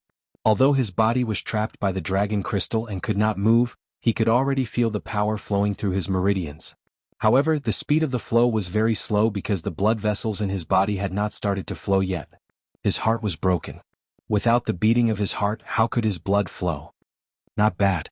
The 7 luminaries demon emperor laughed in the sea. The first step has been completed. Feel the power of the stars. The stars in the universe contain power that is stronger than heaven and earth. This can quickly heal your body. Also, don't forget the blessing of wind, frost, rain and dew. Amen. Lin Muyu opened her eyes wide and looked at the sky. At the same time, streams of cool dew seeped down from the dragon crystal and sprinkled on her body that had been trapped for a long time. It was as if rain and dew were nourishing a barren field. Very soon, Lin Muyu felt a sensation on her skin. She had already recovered part of her 5 senses. A thin wind passed through the holes in the dragon crystal and slowly moistened her body. At the same time, along with the wind and dew, the spiritual power of heaven and earth also slowly watered Lin Muyu's body that had been dead for a long time. Just as the 7 luminaries demon emperor had said, this process was very slow. At this moment there was a peng sound. It was as if a golden lock in her mind had been opened. Immediately after, golden words slowly entered her mind. In an instant, Lin Muyu's spiritual sense was about to die from exhaustion. She quickly absorbed the power of these words, and her mind instantly felt as if it was about to crash. At this moment, the long-lost Lulu appeared. Her transparent body flew out of Lin Muyu's mind with a whoosh, and floated in the dragon crystal. She quickly hugged Lin Muyu's neck and intimately rubbed her face against his neck. She smiled and said, "Big brother didn't die. This is great. Big brother didn't die. This is really great." Lin Muyu couldn't help but smile. Her spiritual sense said, "Lulu, you're still here?" "That's right." Lulu flapped her wings and said with a smile, "Lulu has always been here. It's just that Big Brother couldn't sense Lulu when he was asleep. Congratulations, Big Brother. You've unlocked the 12 styles of the Dragon Taming Spear Technique." The Dragon Taming Spear Technique. Lin Muyu smiled and remembered. This Dragon Taming Spear Technique was a skill he was proud of in the game Conquer. However, the unlocking process now was the detailed explanation of the 12 styles of the Dragon Taming Spear Technique appearing in his mind. Those golden words were all imprinted in his mind. It wasn't really unlocking it, but for him to learn and comprehend it. Once again, Lin Muyu was stunned by this mysterious power. The Dragon Taming Spear Technique had a total of 12 styles. They were Seeking the Way form, Hongchuan form, Dashing form, Lin Yuan form, Mountain Shaker form, Thunderclap form, Scales Caressing form, Spear Lock form, Break form, Tail Swing form, No Attack form, and Dragon Capture form. Each style was stronger than the previous. In the game, it was just a skill that could be easily learned. However, in this world, each style had more than 1,000 words of detailed explanation, so it wasn't that easy to learn. However, in this continent of Shattered Cauldron realm, most generals used long weapons such as halberds, spears, and knives to charge and break through enemy lines. As long as Lin Muyu learned the Dragon Taming Spear Technique, he would definitely be unparalleled in the world. In the depths of Yi, it seemed like the 7 luminaries demon emperor had also sensed the abnormal power invading Lin Muyu's mind. Somewhat speechless, he said, "What the hell is this? Do you have secret martial arts manuals in your mind?" "I don't know either." Lin Muyu had nothing to hide from the 7 luminaries demon emperor. She said, "Ever since I transmigrated to this world, these skills have been unlocked one by one. As for why, I don't know." "Is that so? Let me take a look." The godhead of the 7 luminaries demon emperor suddenly became active and seeped into Lin Muyu's mind. In a short moment it returned to Yi. With a cold expression it said, "Kid, you're injured." "I'm injured?" Lin Muyu couldn't help but feel a chill. "Yes." The 7 luminaries demon emperor's gaze was solemn. "I found a piece of metal in your mind." "Piece of metal?" Lin Muyu was silent for a moment. Her eyes shone brightly. "I finally understand why I can comprehend skills one by one. It's because someone implanted a chip in my body. It's been like this since the beginning. Isn't that right, Lulu?" Lulu pursed her small lips. "I don't know. I'm just a string of data. But speaking of which, Lulu's origin seems to be the chip in Brother's mind. That explains it, Lin Muyu thought for a moment and decided not to think about it anymore. It was just who implanted the chip in her mind. But right now this chip was definitely helping her. Only by cultivating properly and changing her fate would she be able to find the truth. Chapter 320. Spring passed and winter came. 3 years passed in the blink of an eye. In the first month of the 7734 year of the Empire, Tang Lan and Su Muyun led 400,000 troops to cross the mountains and attack Lingkong province. They were defeated by Long Qianlin, one of the 7 marshals of Lingnan, using a delaying tactic. A heavy snowstorm caused the imperial army to lose all supplies and suffer a large-scale attack from the Yihe kingdom. They lost more than 200,000 men. Lingdong province and Tongtian province were seized by the Yihe kingdom. Corpses littered the Qinling mountains for thousands of miles. This was the empire's first crushing defeat since its reconstruction. Even Xiang Yu and the other generals were injured. In the 3rd month, the army returned to the imperial capital. In the Ziqian Hall, Qin Yin's beautiful face had lost some of its tenderness after the baptism of wind and frost, but it now had a mature charm. She pressed her hand on the hilt of the Zine sword and stood majestically in front of the throne. She looked coldly at the people in the hall and said, "Grandfather, Your Highness the Seven Seas King, give me a reason why we lost this time." Tang Lan and Su Muyun knelt before the palace in silence.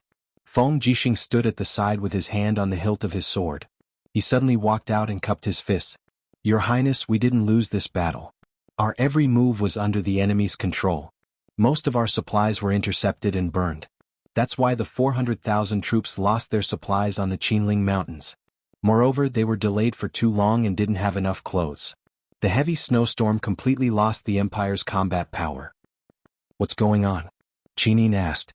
Feng Jixing said, "In these 3 years, Lingnan has once again built close to 100 new House of Chivalry in the northern mountain ridge. We have tried many times to encircle and annihilate them but to no avail. They are hidden deep in the mountains and are too cunning. Furthermore, those chivalrous rangers have been constantly reporting our military intelligence to the Yihe kingdom. This is also the biggest reason for our defeat." Qin Yin heaved a sigh of relief and said, "Xiang Yu, send troops to guard the borders of Tianshu province and Sangnan province.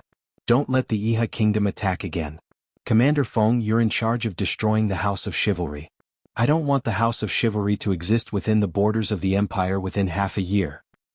"Your Highness, what, is there a problem?" "Yes." Feng Jixing cupped his fists and said, "Does Your Highness know of the 7 Saint Realm experts of the Yihe country? Han Jun, Lu Zhan, Fan Yun, Duanmu Fang, Xiahou Zhu, Yanli and Buhai are all disciples of Luo Lan. Now, 3 of them have entered the northern mountain ridge. They are hiding in the House of Chivalry in the forest. This is the reason why we have failed to conquer the House of Chivalry." "Are we just going to let them continue like this?" Qin Yin's eyes were filled with determination. She said, "Wei Chou, bring the Longdan army camp to assist General Feng. You must uproot the House of Chivalry in Lingbei province and Sangnan province." "Yes, Your Highness." Wei Chou cupped his fists and said. Beside him, Qin Yan, Luo Yu and Fengxi also looked eager. The Longdan army camp had not made a move for a long time. This was an opportunity. As for killing a Saint Realm expert, it was not too difficult. After all, Lin Muyu had left behind 100,000 white diamond arrows, which were the trump card of the Longdan army camp. "Your Highness." Su Muyun cupped his fists and said with a cold expression, "In the Battle of Lingkong province, the Empire lost many soldiers and generals. It is all my fault. I ask for punishment and I am willing to strip the title of King of Yunzhong." "It is rare for grandfather to be so righteous." Qin Yin smiled and said, "Approved. Men, strip Su Muyun of his title of King of Yunzhong and restore his title of Duke of Muyun to show that there is a clear distinction between punishment and reward. Grandfather, you don't have to take it to heart. Victory and defeat are common in war. We just have to win it back next time. We have the 7 Seas Province, Cloud Province, Lingbei Province, Sangnan Province and Tianshu Province, a total of 5 rich and fertile lands. Yihe country will not be able to hold on for long." "Yes, Your Highness is wise." Su Muyun knelt on the ground again. At the side, Tang Lan frowned and finally knelt down slowly. He said, "Your Highness, since Duke Yun has resigned from his title of king, Tang Lan should also resign from his title of duke and restore his title of Duke Lan." Proved. Qin Yin was very happy. In the afternoon, 5,000 imperial guards left the city under the leadership of Feng Jixing, followed by 1,000 elites from the Longdan army camp. Due to Tang Lan and Su Muyun's repeated obstructions, the Longdan army camp was unable to expand to more than 1,000 men. Fortunately, Wei Chou led the troops well. These 1,000 men were all elites, skilled in archery and horsemanship. Their combat strength was far superior to any army of the same size within the empire. Commander Wei Chou. Feng Jixing held the reins and said, "Which mountain do you think we should attack first?" "Dragon Rocky Mountain." Wei Chou's expression was not very good. He said, "Those bastards from the Hall of Chivalry reoccupied Dragon Rocky Mountain a year ago. This is a disgrace to our Longdan army camp. I have long wanted to attack Dragon Rocky Mountain." "All right then," the corner of Feng Jixing's mouth rose. He said, "However, Dragon Rocky Mountain is currently guarded by the headquarters of the Hall of Chivalry in Lanyan City. It is said that there is a Saint Realm expert living on the mountain called Buhai. Half a year ago, when Xiang Yu went to attack Dragon Rocky Mountain, he was rebuffed and almost lost his life there. Even Xiang Yu was not a match for Buhai." Wei Chou couldn't help but be speechless. "That's not it." Feng Jixing's eyes turned cold. He said, "Xiang Yu had already stepped into the Saint Realm a year ago. In terms of strength, he should be on par with Buhai. It was just that he received a secret order from Duke Lan to withdraw his troops and return to Lanyan City." Wei Chou said coldly, "Presumably Tang Lan doesn't want Buhai to die." "That's not necessarily true." Feng Jixing placed his hand on the hilt of his saber. With a warm spring breeze on his face, he said, "I guess Tang Lan is worried that Xiang Yu, a valiant general, will be killed, so he is waiting for other imperial troops to attack Dragon Rocky Mountain. You should also understand that among all the major legions in the empire, only the imperial guards and the Longdan army camp are directly under the command of the empress." Wei Chou smiled meaningfully. "Unfortunately, the Longdan army camp is limited to less than 1,000 people, and the imperial guards are limited to less than 20,000 people. Otherwise, don't think so much." Feng Jixing tightened the belt of his cloak and said, "Let's take one step at a time. As long as we are here, no one will dare to touch Her Highness. That is enough." "Yes." Wei Chou's eyes flickered with light as he muttered, "It's a pity. Commander is no longer around. Otherwise, he would also be someone who could make decisions. At the very least, he would not let Her Highness suffer so much humiliation." Feng Jixing raised his head to look at the clear sky and said unhurriedly, "That fellow Yu is indeed a rare talent for a general, but it's a pity. Let's not talk about it anymore. Tonight, we will station our troops at the foot of Dragon Rocky Mountain and attack it tomorrow." In Lanyan City, in the spiritual medicine department, birds were chirping and flowers were fragrant. Butterflies were fluttering in the air. Chu Yao slowly opened one of her hands and slowly extracted the essence of the herbs. Her beautiful eyes were very calm. Beside her, the pear blossom sword was swaying slowly in the air as if accompanying its mistress. "Great Deacon, you are still refining the medicine yourself." An old man dressed in a deacon's attire laughed. "Yes."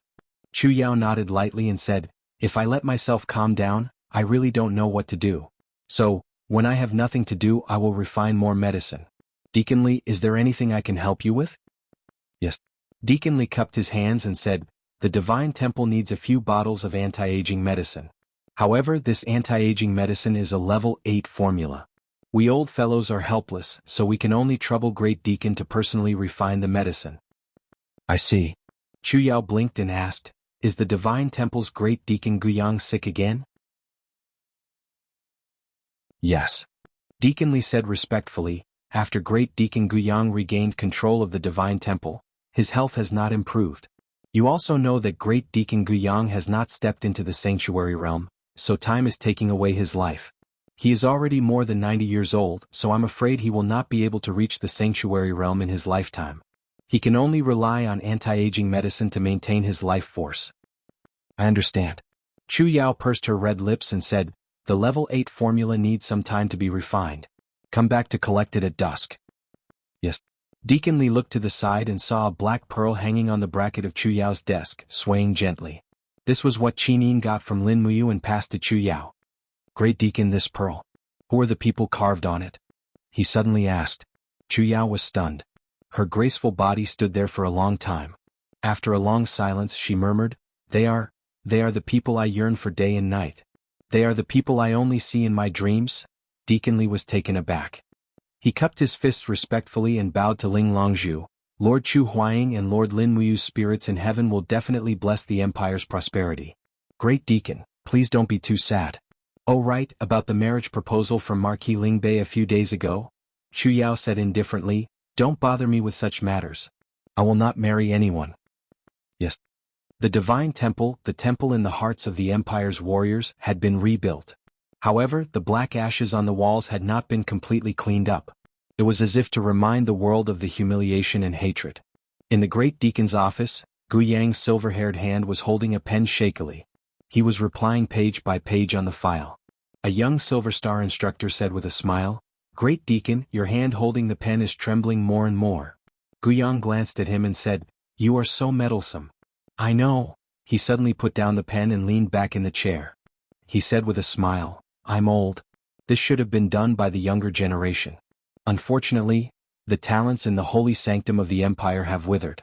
Many geniuses lost their precious lives in the chaos of Lanyan City 3 years ago. Alas, the young instructor smiled. Great Deacon, are you talking about Deacon Lin Muyu? Although I have not seen him before, everyone in the Divine Temple remembers him. He is the youngest person in the Empire to have the strength of a heavenly king. Not only the strength of a heavenly king. Gu Yang's eyes flickered with a faint light. He said, If you did not die with his speed of advancement, I am afraid he would have already stepped into the holy region. Great Deacon's resignation request to His Highness was rejected. His Highness said that the Longdan army camp also needs people. No matter what, Qin Yan cannot return to the Divine Temple as the Great Deacon. Yes, they all need people. Gu Yang heaved a long sigh and picked up his brush once again. Chapter 321. In the middle of the night, the starlight transformed into beams of beautiful light that shot deep into the mountains. The huge purple crystal had been completely washed out by the torrential rain and was exposed to the starlight. The young man in the crystal looked at the starry sky like lightning. His whole body surged with fighting energy, and the starlight slowly seeped into his body like flowing water. It's finally done, the stars have entered my body. The 7 luminaries Demon Emperor cheered in the ocean of mind, as if Lin Muyu's success in obtaining the power of the stars was equivalent to him cultivating a peerless martial art. Phew, Lin Muyu exhaled slowly. The wound on her chest had slowly healed after 3 years of cultivation. Just as the Demon Emperor had said, the profound spirit ruler in her left arm had the world's most mysterious healing power, and had the ability to bring the dead back to life.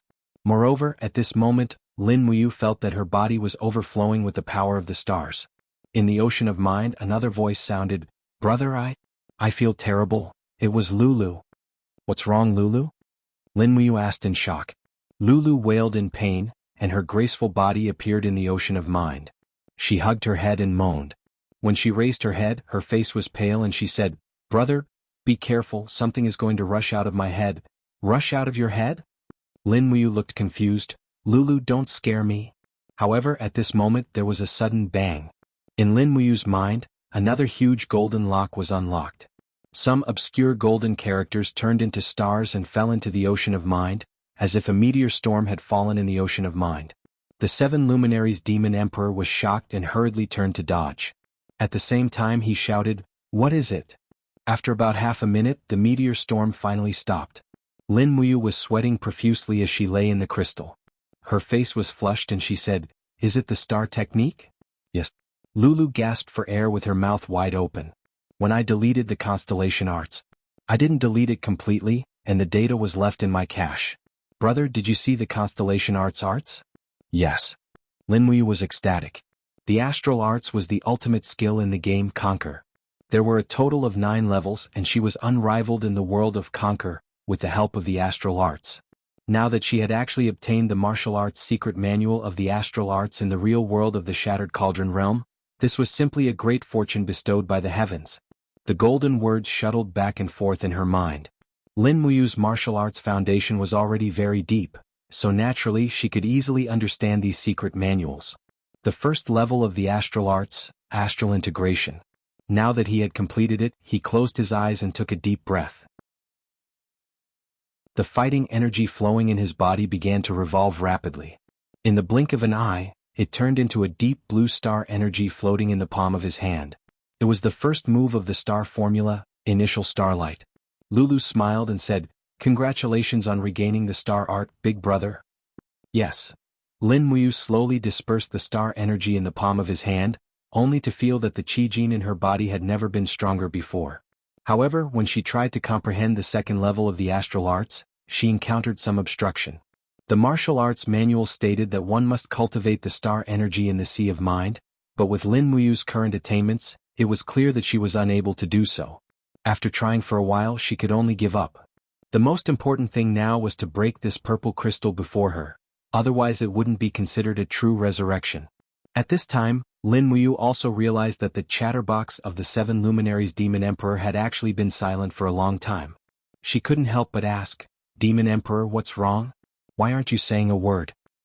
The seven luminaries Demon Emperor was silent for a while, then said, "Weak chicken, where did you get this astral arts from? It came with the game, how is this possible?" The seven luminaries Demon Emperor roared angrily in the sea of mind, actually causing waves that were tens of thousands of feet high. He stood in the sky, looking disdainfully at the sky and said, "I, the seven luminaries Demon Emperor, exhausted my entire life to research this unparalleled secret art, the seven luminaries' profound energy. You brat, how could you comprehend such an unparalleled secret art like the astral arts? The astral arts is stronger than the seven luminaries' profound energy?" Lin Muyu asked. "Yes." The seven luminaries Demon Emperor was a magnanimous person. He nodded and said, "Not only is it stronger than the seven luminaries' profound energy in terms of strength, but it refines the power of the stars in the universe to cultivate martial arts, so there is almost no backlash to the body. Tell me the truth, who researched and created this astral arts?" "I really don't know how about." Lin Muyu pondered, then said, "The martial arts of the astral arts are in my mind, Demon Emperor. You also live in my Ihai, you can take it and cultivate it any time, I don't mind." The seven luminaries Demon Emperor laughed. "There's no need for that, just because you are so honest, I can't secretly learn your unique secret art. Moreover, I, the seven luminaries Demon Emperor, never believe in heresy. Don't worry, I have all the time in the world to improve and strengthen the seven luminaries' profound energy. I definitely won't lose to your astral arts." Weak chicken, do you feel the increase in strength?" "Yes, why?" "Because you have broken through and stepped into the third heaven of the heaven realm." "I see." Lin Muyu looked around and said, "It's a pity that there is no strong spiritual beast to provide spiritual energy for me to advance. I don't know if the green gourd will be able to obtain the ability of the martial spirit if I miss this opportunity." "Who said there is no spiritual beast? Look at the sky." Lin Muyu looked up and saw a golden light slowly swimming down from the sky. It was a three-clawed golden dragon, its scales glowing with a faint golden light. "This is a real dragon." "A real dragon, how can it?" Lin Muyu was shocked. The seven brilliance demon monarch let out a hollow laugh. "The crimson crystal dragon's crystal is surrounded by the corpse of a giant python. If I'm not mistaken, it should be a giant python that has turned into a dragon. It has been a dragon for 10 years, so the true dragon that has turned into a dragon has returned to the corpse to absorb the remaining dragon force. It's quite a fortunate encounter. Let's find a way to kill the true dragon." "Slay a dragon?" Lin Muyu was stunned. "That is a real dragon." "Don't be afraid, you are such a coward." The seven brilliance demon monarch burst out laughing. "It's only a cub of the dragon tribe. Its strength is at most equivalent to a spiritual beast that's around 12,000 years old. Besides, I already have a complete god horoscope, which allows me to materialize a physical attack. Do you really think you're going to lose to a real dragon with me around? More importantly, this real dragon can provide dragon energy to resurrect the Acatosaurus that has been dead for 5 years." Lin Muyu nodded. She could feel that the soul of the Acatosaurus did not dissipate, instead it was entrenched in a ball, lying on her chest, looking up and howling at her, as if the dragon soul still had the consciousness of the young dragon. At that moment, Lin Muyu had mixed feelings. The Acatosaurus's dependence and loyalty was really rare. Roar! The three-clawed golden dragon suddenly swooped down, looking at the purple crystal with hostility. It immediately opened its mouth and bit the purple crystal, but the dragon scale crystal of the Acatosaurus was too hard. It was not damaged at all. Instantly, the three-clawed golden dragon was enraged, opened its mouth and a ball of fire dragon breath. Voila! The high-temperature dragon breath burned the purple crystal, instantly causing the soul of the Acatosaurus to let out a cry. "Now break the dragon crystal." The 7 luminaries demon emperor shouted, "Use the first form of your astral arts." "Okay." Lin Muyu shouted in a low voice. Starlight once again appeared in her palm. A deep blue star suddenly exploded in the purple crystal. Bang! The entire purple crystal let out an explosive sound and cracks appeared on it. "Damn!" The demon emperor was shocked. "No, if this continues, your body will be shattered by the astral arts before the purple crystal is broken. Can you use the 7 glorious stars transformation?" "Let me try." Lin Muyu gritted his teeth and gathered all of his do qi. Immediately, the 7 luminaries' profound force circulated around his body. The profound force slowly turned into stars and appeared in his palm. He opened his palm lightly and instantly, dozens of stars turned into impact energy and blasted out. Bang! The dragon crystal exploded, releasing a golden light that shot into the sky. The golden gourd surrounded Lin Muyu, making him look like a god even though his armor was tattered. The 7 glorious stars transformation was indeed frighteningly powerful. Furthermore, it was an AoE attack. It was hard to imagine how much explosive power it would have if it was used in a chaotic battle. However, it was just a thought. The damage caused by the 7 glorious stars transformation could not be ignored. At this moment, Lin Muyu's newly reborn body was filled with pain, as if every inch of her skin was about to explode.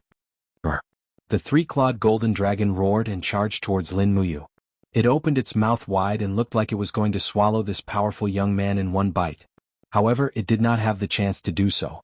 Suddenly, a golden figure rushed out of Lin Muyu's eye. It was the 7 luminaries demon emperor with a complete divine spark. "Evil creature, how dare you be so arrogant?" The 7 brilliance demon monarch let out a roar and opened his hand. It immediately turned into a giant palm and grabbed the 3-clawed golden dragon's neck with brute force. He waved his left hand and unleashed the 7 luminaries' mystical force.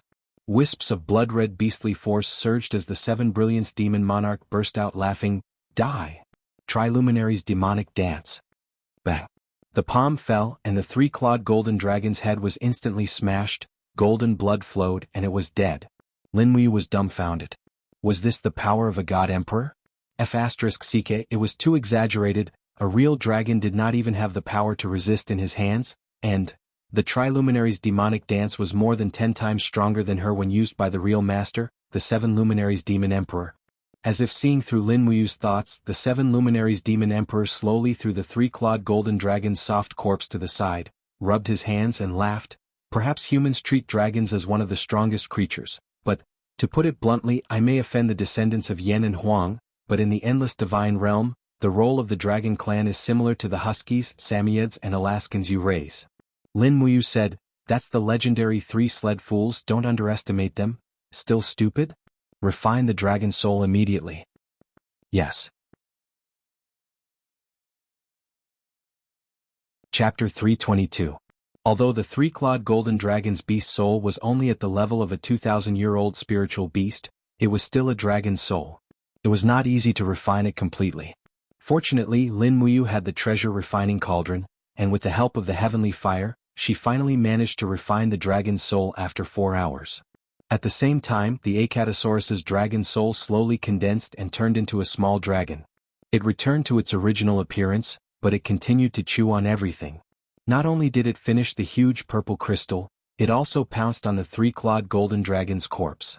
It even swallowed the precious 3-clawed golden dragon's spirit stone. Awoo! It raised its head and howled again. It had evolved. Not long after, 5 golden lines appeared on the small dragon's head. It had actually grown into a 5,000-year-old spiritual beast. As expected, it was from the Holy Dragon clan. After devouring the body of a true dragon, its growth speed was far faster than devouring normal spiritual beasts. As Lin Muyu refined the last of the dragon's soul, she smiled and asked, "Little fellow, what abilities do you have now?" The red crystal dragon proudly strode into the distance. Suddenly, it raised its head and let out a loud dragon roar towards the sky. Wung wung! The dragon's roar turned into a piercingly cold sound wave storm that swept out in all directions. Boom! The 3-clawed golden dragon's corpse before it had fully transformed was instantly smashed into pieces. At the same time, the surrounding forest and grass were all razed to the ground. The 7 luminaries demon emperor opened his hand and formed a divine energy domain to protect himself and Lin Muyu from the impact of the dragon's roar. Lin Muyu glared at it and said, "Idiot, aren't you afraid of hurting me?" Xiaolong immediately ran back and rubbed his big head against Lin Muyu's leg. Naturally, Lin Muyu couldn't get angry. At this time he had finally refined the essence of the three-clawed golden dragon's soul. He suddenly inhaled deeply, and the golden gourd around him emitted a blinding light. It had finally evolved into a grade 8 martial spirit. The golden color of the gourd slowly turned into a purple golden gourd, and at the same time, it gained a new ability, absorption. That's right, it could absorb the opponent's strength. As for how powerful it was, it would only be known in future battles. Lin Muyu slowly let out a sigh of relief. Not long after, the dou qi in her body slowly calmed down. This time, it could be said that her cultivation had increased greatly. Lin Muyu raised her hand and pulled out the dragon soul sword. With a forceful swing, a schwa sound cut through the air. At the same time, a few elf-like milky white dou qi spirits surrounded the blade. This was the unique ability of a third firmament of the heavenly realm, condensing dou qi. After the dou qi spirits were added, the power of this sword increased by at least 50%. This was the increase that Lin Muyu could feel. Moreover, Third Heaven Realm experts had a very pleasant title according to the cultivation levels of the continent, Celestial Emperor. It sounded very impressive, but it was not worth mentioning compared to the Celestial Emperor, the Seven Luminaries Demon Emperor. Alright, it's time for me to go. The Seven Luminaries Demon Emperor took a deep breath, and divine power circulated around his body. He silently looked at Lin Muyu and said, "Weak chicken, I'm about to ascend to the myriad of heavenly realms. I don't know when I'll come back. You'll have to rely on yourself in the future. Don't die, wait for me to come back and see how strong you've become." Lin Muyu nodded and said with some sadness, "Then take care of yourself in the future, Demon Emperor." "You're still calling me Demon Emperor?" The Seven Luminaries Demon Emperor turned around and smiled. "Can't you be a little more emotional like those little bitches?" "Big brother?" Lin Muyu muttered. The Seven Luminaries Demon Emperor's body trembled slightly, and he gritted his teeth. He walked forward and patted Lin Muyu's shoulder lightly, saying, "Good kid, I originally wanted to help you kill Luo Lan and Lingnan before ascending, but this is your destiny. It doesn't seem right for me to complete it. This goes against the laws of heaven and earth. I'm leaving, take care of yourself." The Seven Luminaries Demon Emperor looked up at the sky, and with a shrill cry, a golden light shot into the sky, breaking a huge hole in the sky. Blood-red ancient text surrounded the hole, and turned into a pillar of light that poured down. Was that the path to the heavenly realm? Lin Muyu couldn't help but feel envious but also a little reluctant. "Alright, I'm leaving." The Seven Luminaries Demon Emperor leaped, and his whole body flew into the sky and soon turned into a small figure. Lin Muyu sighed. Those who should go must go. She and the Seven Luminaries Demon Emperor met and fought against each other, and both wanted to kill each other, but who would have thought that they would become brothers who would go through life and death together in the end? But at this moment, suddenly, the Seven Luminaries Demon Emperor's cry came from behind again. He turned around and the Seven Luminaries Demon Emperor appeared on the bare ground and said with a smile, "Oh right, there's one more thing I almost forgot." "Oh, what is it?" The Seven Luminaries Demon Emperor laughed, and pointed at the forest in the distance, saying, "Shouldn't you be cutting down this forest because it's blocking your view of Big Brother?" His words instantly made Lin Muyu lose the feeling of parting, and she only shook her head. "You still don't know how to speak. Big brother, what is it?" "I'll give you a good treasure." The Seven Luminaries Demon Emperor raised his hand and gently grabbed at the void. Instantly, a section of a charred broken sword appeared in his palm. This thing, although it doesn't look very impressive, if you can refine it with the treasure refining cauldron and integrate it into your bloodline, it will become a peerless treasure, and you will definitely go crazy with joy. Lin Muyu took the broken sword and said, "Is it that magical?" "Of course, when have I ever lied to you? Alright, I'm leaving. Take care of yourself and don't get killed by others. If I'm not here, no one will be able to resurrect you." "Okay." This time, the Seven Luminaries Demon Emperor really left. He leaped into the void and stepped into a spatial crack. In the next moment, he appeared in another spatial crack high in the sky, and with a turn of his body, he disappeared into the gate of heaven.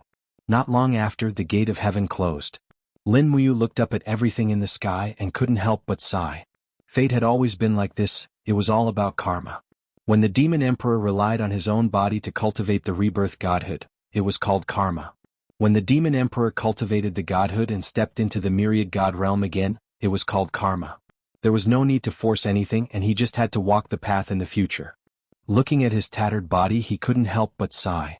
All of the sanctum's armor had been destroyed by Luo Lan, and he was now like a beggar.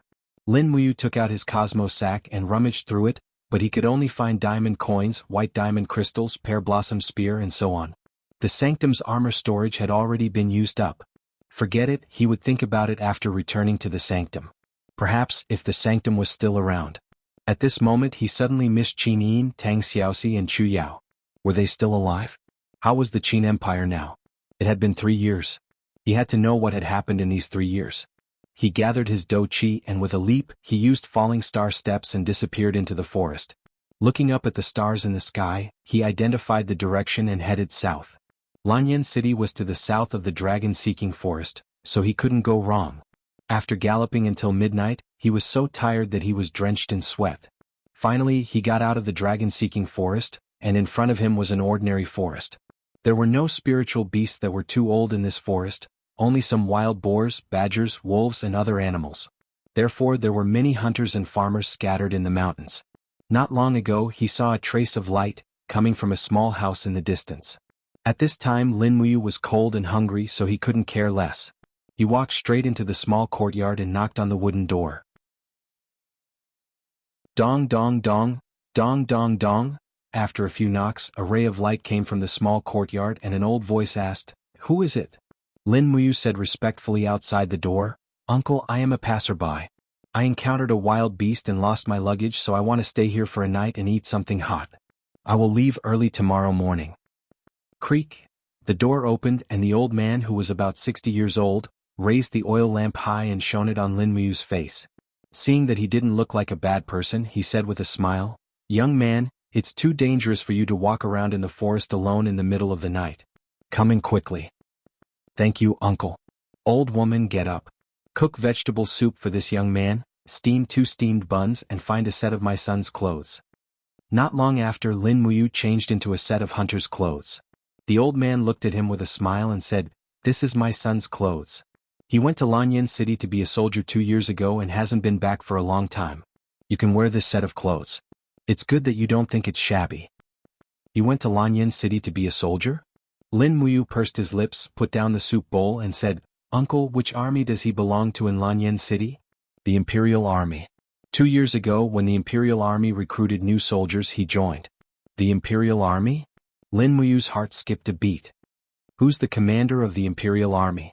"I think it's someone called Feng. Feng something." "Feng Jixing?" Yes. "Young man, do you know General Feng Jixing?" "Of course I do." Lin Muyu was very excited. "Uncle, so, the Empire has recovered. What about Ihan Nation? You haven't been in the mountains all this time, right?" The old man looked at him in surprise and said, "Those dogs from Ihan Nation were naturally driven to Lingnan." Those beasts?" Lin Muyu widened his eyes and asked again, "The Empire? Who's the Emperor now?" "There are no more emperors," the old man said faintly. "What?" Lin Muyu felt a pain in his chest and asked, "Why are there no more emperors?" "Because there's only the Empress now and no emperor. Ever since Her Highness Qin Yin ascended the throne, there has been no more emperors. So that's how it is." Lin Muyu was almost scared to death and asked again, "Uncle, do you know Princess Tang Xiaoxi and Chu Yao? Also, do you know the situation in the Longdan army camp?" The old man was confused by the questions and replied, "I'm just a hunter. I really don't know anything about these princesses and the army." "Oh, I see. Thank you, uncle. Eat more and sleep early. Look at you, you must be exhausted." "Yes." Chapter 323. Under the moonlit night, the Imperial Army camp at the foot of Dragon Rocky Mountain. Feng Jixing was sleeping with his clothes on. His saber was placed at the side. Outside the tent, more than 10 Imperial guards were observing the surroundings with stern gazes. They were on high alert. Rustle. The night wind blew the purple Yinhua Empire's war flag. The sound of the fluttering seemed to cover up the voice of the person in the wind. "Be careful." It was unknown who shouted, but the voice was abruptly cut off halfway. It was as if someone had snapped the person's throat. In the next moment, a formless aura descended. The group of Imperial Army soldiers guarding the commander's tent were unable to move. There were even a few with lower cultivation who died with blood flowing out of their mouths and noses. This was the power of a domain.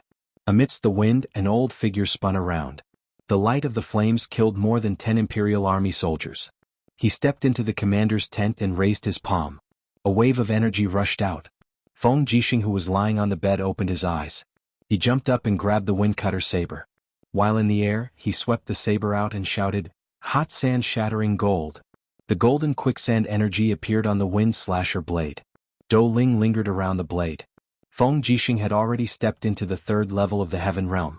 The wind slasher blade rapidly struck the old man's palm. There was actually a dang sound. The palm was as hard as steel. Even the wind slasher blade couldn't cut through it. Formless energy rippled out and Feng Jixing was forced to retreat several steps. He left the camp and looked at Bu Hai under the moonlight. He sneered, "Bu Hai, I knew you would come." Bu Hai walked out of the tent step by step. There were several scars on his face, making him look quite sinister. He laughed loudly and said, "Feng Jixing is indeed Feng Jixing.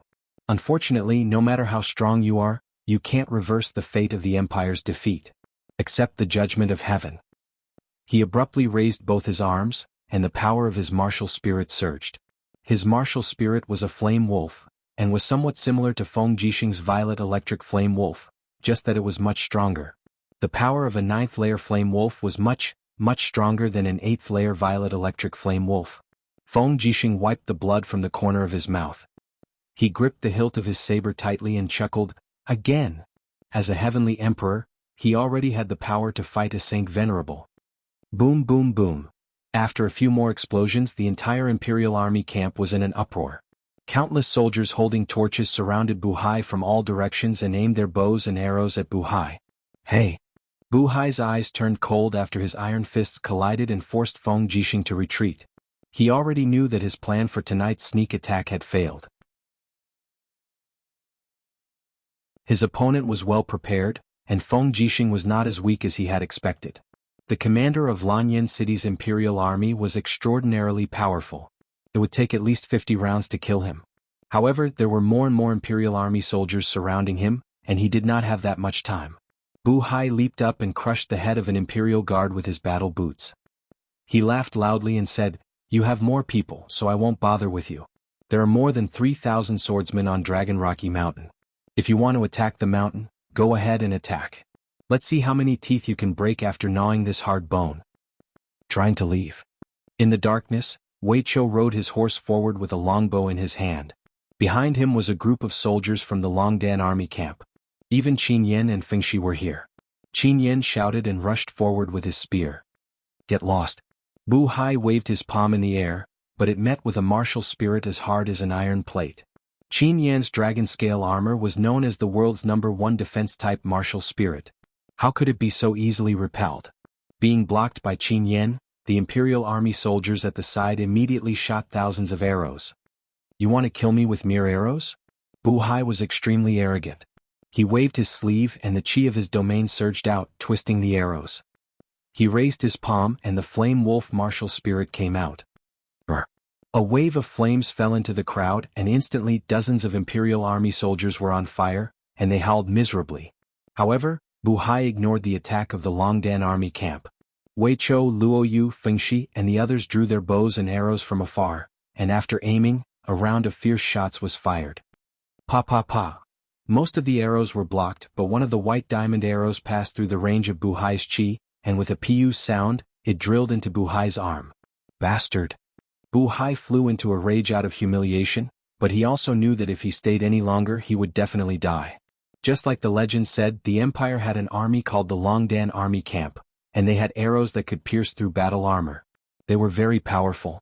As a holy domain expert, Bu Hai couldn't fight against thousands of soldiers and horses, but it was still relatively easy for him to escape. His right arm was dripping with blood and Bu Hai took out the arrow. He gritted his teeth and threw it away. After rushing out of the Imperial Army's encirclement, he immediately stepped into the dense forest, and didn't return to Dragon Rocky Mountain. Saving his life was more important than anything else. Under the moonlight, Feng Jixing slowly sheathed his long saber, and with a faint smile on his face he said, "It seems like the disciples under Luo Lan aren't all that powerful. There are still idiots." Wei Chou stepped forward and said with a fist and palm salute, "General Feng, Buhai has been injured and abandoned Dragon Rocky Mountain. What should we do? According to the original plan, attack the mountain tomorrow morning and uproot the forces of the House of Chivalry on Dragon Rocky Mountain. Wei Chou, after taking down Dragon Rocky Mountain, arranged for 500 soldiers from the Longdan army camp to guard Dragon Rocky Mountain and protect Dragon Rocky Village at the foot of the mountain from the harassment of the House of Chivalry. Lanyan City has neglected this place for too long. Yes. Feng Jixing looked at the direction where Buhai escaped from afar, and a trace of killing intent appeared in his eyes. He said, "Buhai, you can escape once but you can't escape forever." In the early morning, the golden rays of the morning sun penetrated the clouds and shone on the earth. It was already late autumn and the sky was sprinkled with white frost as if it was a fine snow. Lin Muyu put a diamond coin on the table of the hunter's house and left without saying goodbye. He tied the Qinghuan bag to his waist and wore the hunter's clothes with the dragon spiritual sword on his back. He looked a bit like a chivalrous man in the mountains. He walked slowly along the rugged mountain road. When it was almost noon, he took out the flatbread in the Qinghuan bag and chewed it hard. He felt that the most delicious thing in the world was nothing more than this. This was probably the happiness of living. The water in the water bag had a hint of sweetness. This was the mountain spring water of the hunter's house. After drinking a few mouthfuls, Lin Muyu continued his journey. But not long after, a figure sprang out of the jungle on one side. It was an old man in a golden costume with blood on his arm. It seemed that he was injured, and the old man's face was full of hostility. It was the injured Buhai. He had already seen Lin Muyu, so he immediately walked over and asked, "Young man, I want to ask you something. Do you know how to get to Cangnan Province?" Cangnan Province? Lin Muyu pointed to the east and said, "It should be this direction. Just follow the official road and you will reach it." "Good, thank you." Buhai cupped his hands and smiled. His eyes stopped on the hilt of the dragon spiritual sword on Lin Muyu's back. He could not help but laugh. "Looking at your attire, you should be a hunter in the mountains. It is rare for a hunter to have such an exquisite long sword." Lin Muyu's spiritual pulse technique had already sensed that the old man's dou qi was rapidly increasing. He did not come with good intentions. He immediately smiled and said, "Yes, it was passed down from my ancestors. Can you give it to this old man?" Buhai laughed and said, "That won't do." Lin Muyu had a petty look on his face. "Then this old man will have to steal it myself?" Buhai smiled with a sinister look. Lin Muyu also smiled. He raised his hand and pulled out the dragon spiritual sword. He slightly smiled and said, "This old man's sword does not kill nameless ghosts. Tell me your name first." "A trash like you dares to call yourself this old man?" Buhai laughed loudly. The greed in his eyes intensified. The moment the dragon spiritual sword was unsheathed, he was even more certain that it was a peerless sword. He sneered, "In the dragon-seeking forest, there is nothing that I, Buhai, cannot obtain." His iron palm suddenly opened. The flame wolf martial spirit roared unceasingly. He actually wanted to forcibly snatch the sword. This was exactly what Lin Muyu wanted. The opponent was an expert of the sanctuary, so she first pretended to be weak, and her own chi strength was only at the human realm. Just as Buhai was grabbing the sword, she suddenly raised her dou qi to its peak state. The long sword suddenly flipped over, and a spiral chi strength lingered around it. The true dragon primary fire was rapidly injected into it. The rapidly spiraling dragon spiritual sword was not something that could be seized with bare hands. Buhai was startled. He felt the vigorous and overbearing power of the stars in Lin Muyu's body. His eyes swept over. A starlight shot out from Lin Muyu's palm and directly hit his back. "Sneak attack this old man? In your dreams." Buhai suddenly condensed his dou qi to form a battle armor behind him to resist Lin Muyu's fierce attack. But he didn't know how strong Lin Muyu's strength was. The power of the star art surged on his arm, and directly hit Buhai's back with initial starlight. Buhai vomited blood immediately. He had lost at least 30% of his strength due to his injuries. Now that he had stumbled into a third heavenly layer heaven realm expert with a unique skill like Lin Muyu, he was on par with her in terms of strength, but he was utterly defeated in terms of moves. Even the Seven Brilliance Demon Emperor was amazed by the constellation art, so how could Buhai possibly resist it?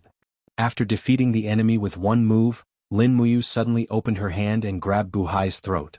She shouted in a low voice, "Who the hell are you?" Buhai gritted his teeth. "Your grandfather is the disciple of Venerable Luo Lan.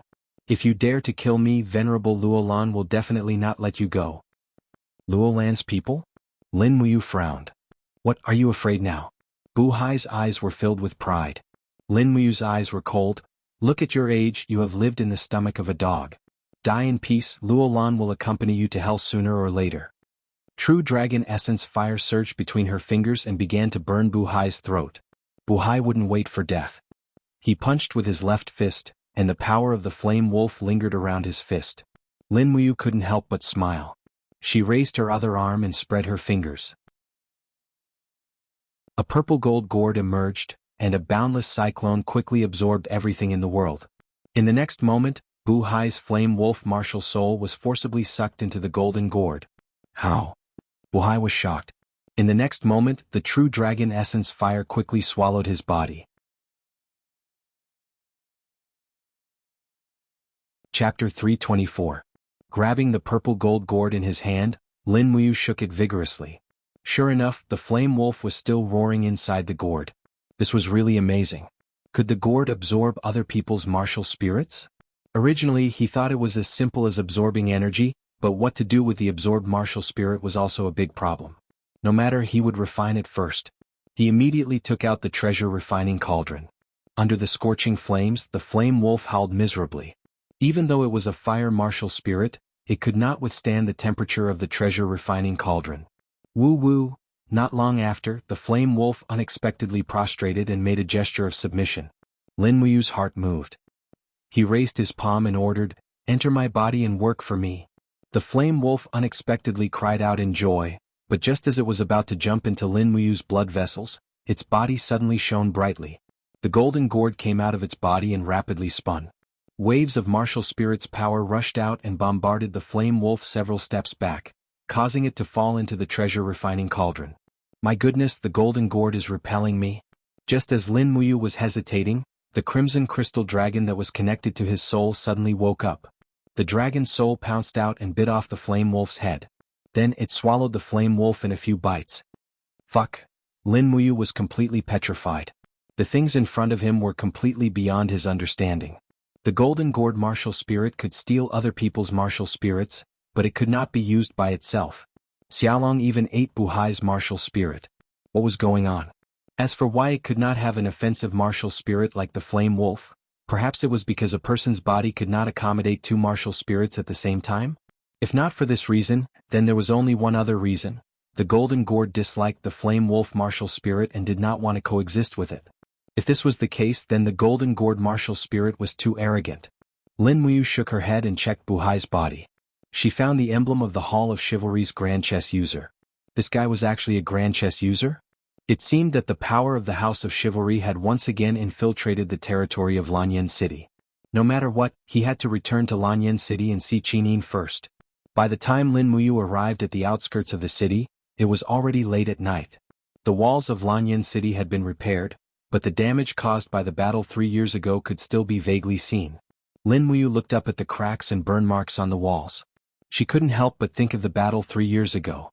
Chu Huai had died in battle outside these walls, and Jinxiang had died right on top of these walls. Standing there silently, Lin Muyu's heart was filled with sadness and excitement.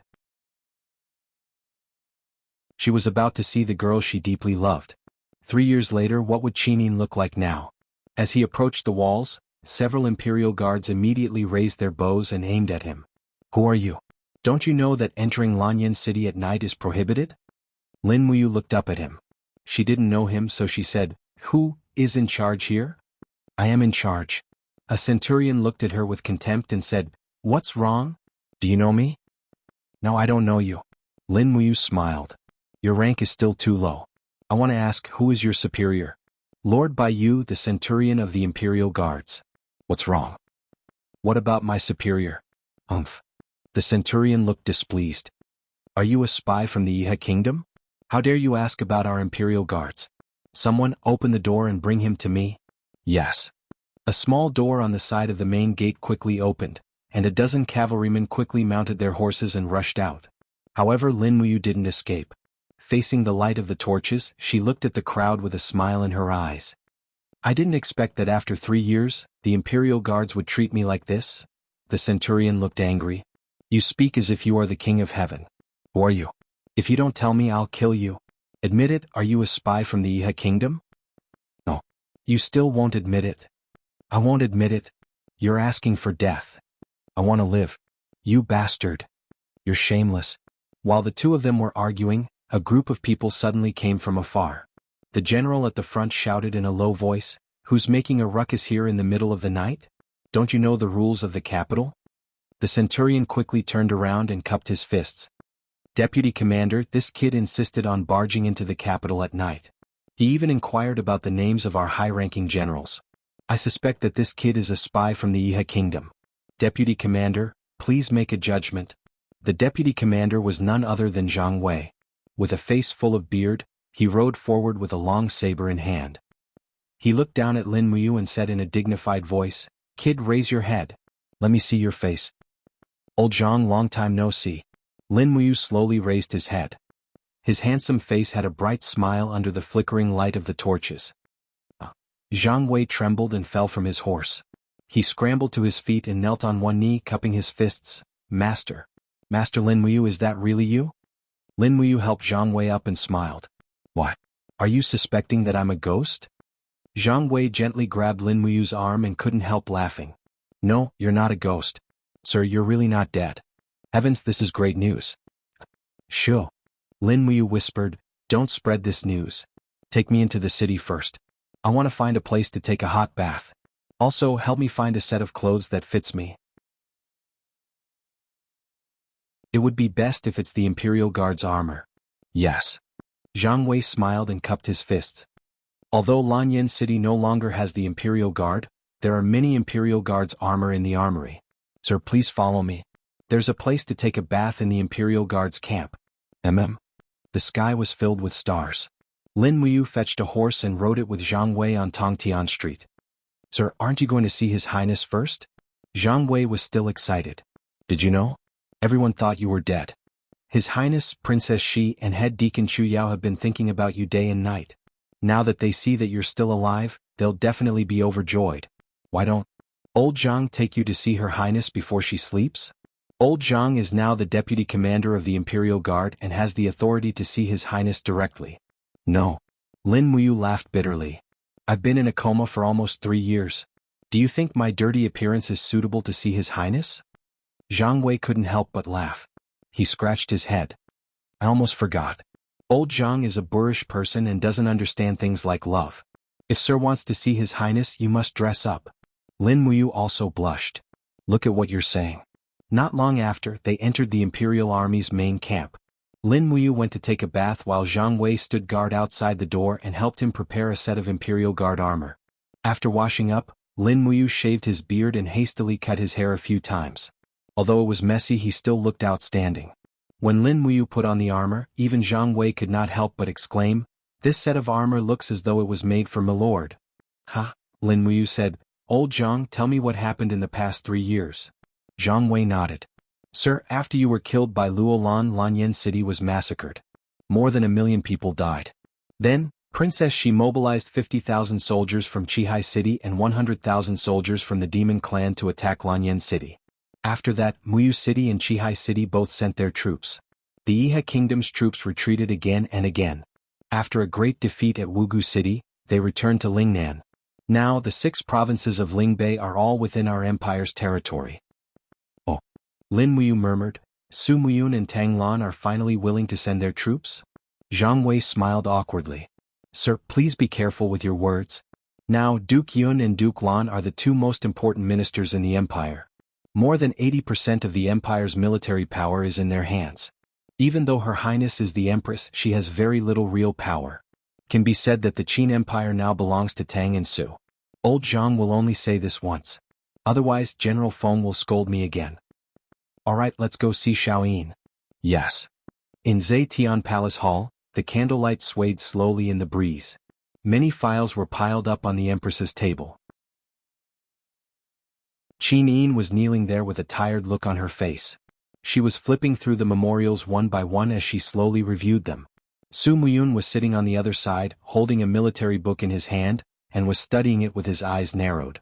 An attendant at the side said softly, "Your Highness, after the reconstruction of the Tianshu army, the position of commander has been left undecided. The Ministry of War has submitted a request to decide on the candidate for the commander of the Tianshu army. Qin Yin pursed her red lips and asked, Grandfather, who do you think is the best candidate to be the commander of the Tianshu army? Su Muyun frowned and said, Let Su Long be it. He is the deputy commander of the Iron Blade army. He is good at fighting and has great strategy. Qin Yin said, Actually, in terms of strategy and ability, Luo Yu, Fengxi and Qin Yan are several times better than Su Long. I feel that one of them can be chosen to lead the Tianshu army. After all, General Su Long is currently the deputy commander of the Iron Blade army. As I said before, Xiaoyin, you don't have to worry about the affairs of the army. Su Muyun smiled and said, Grandfather will arrange everything for you. Don't worry, I'm tired and will go to sleep first. Guards, protect Her Highness well. Don't let anything happen to her. Outside the door, a group of guards from Muyu City cupped their fists and said, Yes, Duke Yun. Qin Yin sat there blankly, and her eyes flickered with humiliation and helplessness. Not long after Su Muyun left, an attendant knocked on the door and said, Your Highness, the Deputy Commander of the Imperial Guards, General Zhang Wei, requests an audience. Zhang Wei? Qin Yin was stunned and said, Invite Sir Zhang Wei in. Yes. Zhang Wei pushed open the door and entered. Behind him was a general wearing a white robe. However, he had lifted his white cloak to cover his face, so it was impossible to tell who he was. Your Highness. Zhang Wei cupped his fists and said with a smile, Congratulations, Your Highness. Qin Yin slowly stood up. Ever since Zhang Wei had entered, she had not looked at him at all. Her gaze had been fixed on the person behind Zhang Wei. He was dressed in the armor of the Imperial Guard, which she had not seen in a long time. Although it looked ordinary and unremarkable, the hilt of a sword protruding from the cloak behind him was incomparably familiar. At this moment, Qin Yin's shoulders trembled slightly. She stepped on a pile of memorials and walked down the stairs in a daze. She murmured, Can you lift your cloak and let me see? Lin Muyu gently lifted the cloak, and a handsome face appeared in front of Qin Yin. He still had that familiar bright smile on his face. Xiaoyin, how are you? Chapter 325. Qin Yin stood there in a daze as if she had been petrified. Her beautiful eyes stared straight at Lin Muyu as tears flowed from her eyes. She shook her head slowly, It's not true, it's definitely not true. You are not him at all, right? Lin Muyu naturally understood the pain that Qin Yin had suffered for 3 years. He also understood that she could not believe that it was him in front of her. He smiled and said softly, Xiaoyin, it's really me. I'm not dead. If you don't believe me, look. He opened his hand and the golden gourd martial spirit slowly appeared in his palm and rotated gently. A few battle spirit energy lingered around his arm. He smiled and said, I slept for 3 years and spent 3 years to heal the wound caused by Luolan. It was the self-healing ability of the profound spirit ruler that saved me. Do you believe me now? You? Qin Yin looked at him with tears streaming down her face. The next moment she opened her arms and threw herself into his arms. She cried loudly, I thought I would never see you again in this life. I thought you really didn't want Xiaoyin anymore. Lin Muyu gently stroked her back and said, How could that be? I said I would definitely come back to see you. Xiaoyin, don't cry. I'm fine now, Qin Yin shook her head forcefully, but she still could not stop crying. It was as if she wanted to vent all the pain and longing she had for the past 3 years. Her tears wetted Lin Muyu's neck and collar. There aren't many armors left for the royal guards. You've ruined this one with your tears. I'm afraid there won't be any more left. Lin Muyu said softly with a smile. Qin Yin wiped her tears and looked at him with teary eyes. She smiled through her tears and said, Then the Ministry of Works can continue to forge armors for the royal guards. It's not like there's no more material. But the royal guards are all gone. Lin Muyu murmured. Yes, the Imperial Guard is gone, Qin Yin said with a sense of loss. Xiaoyin, you are now the Empress and no longer the little princess. You can't keep relying on me. That's not good, Lin Muyu said as she patted her back. However, Qin Yin still wrapped her snow-white arms around his neck and said lovingly, But I'm worried that once I let go, you'll disappear and everything in front of me will just be a beautiful dream. I won't. Lin Muyu said lightly, Since I'm back, I won't leave. I'll always be by your side to accompany you and protect you. Don't worry. At this moment, a group of accompanying officials looked at them with astonished gazes. Many of these people were newly promoted officials and didn't know Lin Muyu at all. Naturally, they were also very astonished. The high and mighty Empress Qin Yin actually threw herself into a man's arms. This was really an unprecedented event. Qin Yin left Lin Muyu's embrace but still firmly held onto his left hand, as if she was really afraid that he would suddenly disappear into thin air. Zhang Wei coughed and said with a smile, "I just received a letter from Commander Yu. Commander Feng Jixing and Commander Wei Chou have already conquered Dragon Rocky Mountain and will be returning to the city tomorrow." Lin Muyu was pleasantly surprised and said, "Wei Chou didn't die either?" "Yes, 3 years ago the Longdan army camp was established as one of the Imperial Legions. General Wei Chou is currently the commander of the Longdan army camp. Luo Yu, Qin Yan and Feng Shi were appointed as deputy commanders." "That's really great." Lin Muyu was overjoyed. "Everyone is fine." "Oh yes, where's Xiao Shi?" Qin Yin said with a smile. "Xiao Yin and Tang Zhen are leading 50,000 soldiers to guard the demon-subduing pass. However, they should be making a trip back to the imperial capital tomorrow. You don't have to run over to the demon-subduing pass." "Yes." Lin Muyu looked at the group of courtiers in front of her and frowned. Qin Yin immediately understood and raised her hand. "All of you can withdraw. I have something to say to General Zhang Wei." Everyone took their leave. Lin Muyu smiled slightly. "Xiao Yin, don't announce that I'm still alive for the time being." "Why?" Qin Yin was surprised and opened her small mouth to say, "Brother Yu, you are ranked first on the nation-guarding monument. Since you're not dead, you should announce it to the world. Moreover, Xiao Yin really needs you right now. It won't do if only General Feng supports me in the imperial court." Zhang Wei also said, "That's right, my lord. Her Highness's royal authority is almost a mere figurehead. There are very few people in the imperial court who are Her Highness's people. If you also avoid the imperial court, then Her Highness will really be alone and helpless." "I don't want to avoid it." Lin Muyu shook her head, saying, "It's just that, think about it. Tang Lan's grandson, Tang Bin, died in my hands. How could Tang Lan just let it go? Moreover, Tang Lan now has a large army and occupies half of the Qin Empire. If I suddenly appear at this time, Tang Lan will definitely attack me. I heard that Xiang Yu has already stepped into the Saint Realm. In this case, I may not be Xiang Yu's match. Then what do you want to do?" Qin Yin asked. Lin Muyu took a deep breath. "Find a chance to announce it to the world.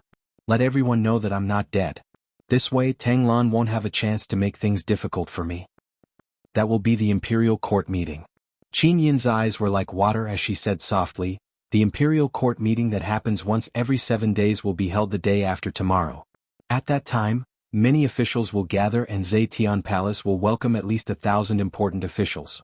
At that time I will announce that Brother Yu is still alive. How about that?" "Alright, let's do that." Lin Muyu looked at Qin Yin and asked, "What does Xiao Yin plan to do for me?" Qin Yin moved her lips and said, "Confer me the title of General-in-Chief and appoint me as the commander of the Imperial Army. Help me rebuild the Imperial Army and stay by Xiao Yin's side. How about that?" Lin Muyu lowered her head to look at Qin Yin and smiled as if she had seen through her thoughts. Qin Yin couldn't help but blush and said, "Why are you looking at me like that?" "I just want you to stay by my side." Lin Muyu smiled again and said, "Big Brother Feng is already by your side as the commander of the Imperial Army. At this time Xiao Yin needs someone to charge and break through enemy lines and seize land for you. This person is probably me. So there's no need to say anything more. If we can really expand the Longdan army camp, I'm willing to lead the troops to conquer Iha country." "But you just came back to my side." Qin Yin pouted and said with a bit of rebuke. "I know." Lin Muyu sat by her side again and said, "I also want to stay by your side. Who wouldn't like to have good wine, good food and beautiful women by our side every day?" Zhang Wei nodded repeatedly and said, "I like it too." "You are not allowed to speak. I'm not talking to you." Lin Muyu continued to look at Qin Yin and said, "It's just that Xiao Yin is now the empress but has suffered all kinds of grievances. This can't be. Father didn't entrust this to me before he left. So, what Xiao Yin has lost as her brother, I will definitely take it all back inch by inch." "Okay." Qin Yin nodded and said, "But you still have to accompany me more. It's been 3 years. Xiao Yin misses you, got it?" Zhang Wei asked, "Madam, why don't old Zhang return to the Imperial Army camp and you, stay and serve the Empress tonight?" Qin Yin's face immediately turned red. Lin Muyu was also a little puzzled. This Zhang Wei's words were getting more and more straightforward. How could she say it in a roundabout way? "No need. I want to go back to the Holy Temple to sleep. I haven't seen Grandfather Guyang in a long time." Then, Qin Yin blinked and said, "Can Xiao Yin go with you to the Holy Temple?" Tonight. I don't want to leave, brother you. This? Lin Muyu was a little speechless and said, Old Zhang, think of a way. Zhang Wei grinned and said, Humph, in the end you still have to rely on me. How about this? Your Highness, just say that you are tired and go to Phoenix Perching Hall to change into a guard's uniform and sneak out with us to the Holy Temple. Tomorrow morning you can rush back to Zetian Hall without anyone knowing. But grandfather's guards will be watching. This? Lin Muyu frowned and said, Don't worry, they won't know. Okay. At Phoenix Perching Hall, Qin Yin went into her bedroom to change. In fact, she just needed to put on the Empress's clothes and the guard's armor. Lin Muyu and Zhang Wei secretly swapped Qin Yin and rode out of Zetian Hall in the night. At night, Tongtian Street was deserted and was no longer as prosperous as it was 3 years ago. Although the shops along the street had been renovated and merchants had moved in, it was still a city that had been baptized by blood, and the people were still living under a cloud of worry. In the distance, the Holy Temple and the Spiritual Medicine Department looked at each other. Lin Muyu couldn't help but be moved. Was Chu Yao in the Spiritual Medicine Department? Qin Yin saw this and burst into laughter. How about this, after visiting Great Deacon Guyang, I will accompany you to the Spiritual Medicine Department to visit Great Deacon Chu Yao. She will definitely be wild with joy when she sees that you is still alive. Okay. Lin Muyu rode his horse slowly to the front of the Holy Temple. The deep pit where Lei Hong died in battle had already been filled up. Fallen leaves fell on the street with the wind, and it looked exceptionally desolate. Dismounting from his horse, Lin Muyu looked at the Holy Temple from afar and suddenly felt a pang of bitterness. He suddenly remembered what Lei Hong had said to him. From the day he entered the Holy Temple, his soul was branded with the Holy Temple. Therefore, no matter how high he flew or how far he went, he would eventually return to the Holy Temple. At this moment, Lin Muyu returned to the Holy Temple again. It was as if his fate had been predetermined long ago. Looking up at the golden words on the Holy Temple, Lin Muyu sighed and clenched his fists. Zhang Wei rode forward and said to the 2 guards, Deputy Commander of the Imperial Guards, Zhang Wei, requests an audience with Great Deacon Guyang. The guard said respectfully, Sir Zhang Wei, I'm afraid the Great Deacon is already asleep. Then wake him up. Zhang Wei smiled slightly, Tell him that I, Zhang Wei, have great news to tell him. The guards were startled, then smiled and said, If that's the case. Sir Zhang Wei, please wait in the guest hall. This subordinate will go and wake the Great Deacon up to see you. The 2 behind, my subordinates, can they come in together? Of course, please come in.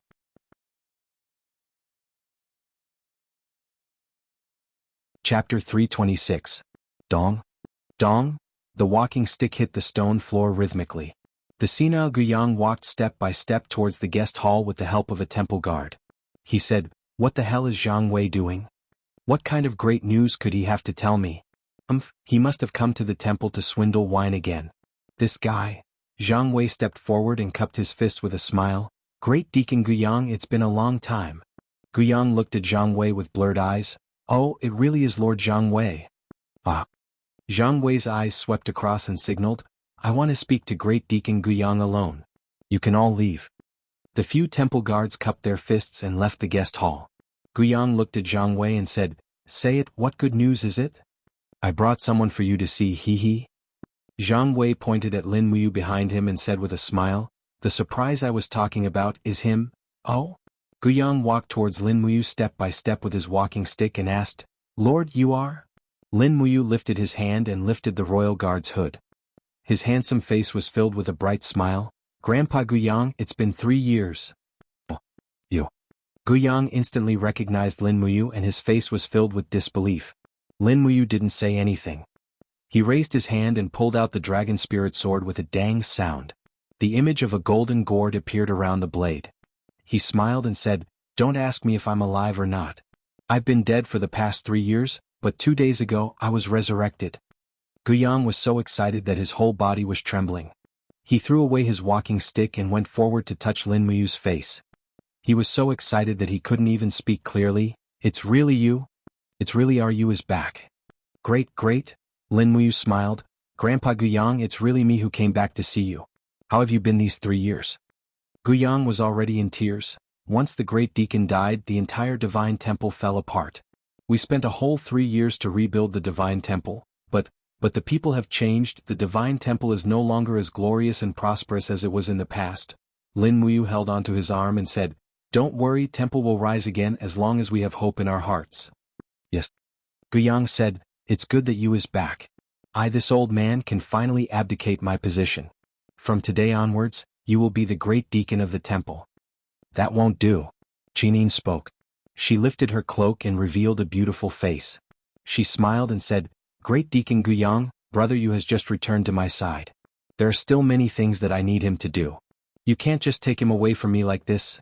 Guyang hurriedly cupped his fists and saluted. Greetings, Your Highness. No need to be so courteous. Qinin stepped forward and helped Guyang up. She said, Great Deacon Guyang is an old and meritorious minister. Greeting me like this is too much. Please get up. Guyang said, Why did Your Highness come to the Divine Temple with you? As soon as he said this, Guyang thought about how Qinin and Lin Muyu were actually a pair of lovers. He couldn't help but feel that his question was unnecessary. He immediately smiled and said, This old minister will immediately arrange a room for Your Highness and you. Qinin smiled and nodded. Arrange a room next to each other. Also, don't let anyone know that we are coming to the Divine Temple. It's not time yet. This old minister understands. Then we will go to the spiritual medicine department to pay our respects to Sister Chu Yao. Alright. In the middle of the night, the lotus pond in the spiritual medicine department was sparkling. The fragrance of lotus wafted in the air. Suddenly, ripples appeared on the surface of the water.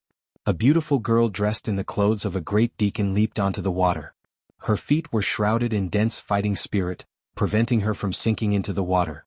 Step by step, she walked on the water, cultivating the heart and cultivating qi. These were the realms that Chu Yao pursued. Only when her heart was completely calm could she walk on the water. In the blink of an eye, 3 years had passed. After Chu Yao became the great deacon of the spiritual medicine department, she did not slack off in her cultivation. She had already stepped into the heaven realm half a year ago. With this level of cultivation, not to mention the spiritual medicine department, even in the divine temple, she was already considered outstanding. In the distance, 3 figures slowly approached. Suddenly, a familiar voice rang out. Sister Chu Yao. Ah? Chu Yao was stunned. This voice was so familiar. She had softly called her name in her dreams countless times, but now she heard it in reality. Chu Yao even felt like she was dreaming. Sister Chu Yao, turn around. Lin Muyu was still on the shore. She said with a smile. Chu Yao stared blankly, her mind in chaos. Now that she was sure this was real, her heart was no longer able to calm down. Naturally, she couldn't control the water any longer. Her delicate body gently fell into the pond, and she let out a startled, ah. Lin Muyu reacted quickly. The moment the water covered Chu Yao's ankles, the golden gourd vine flew out and supported Chu Yao's body.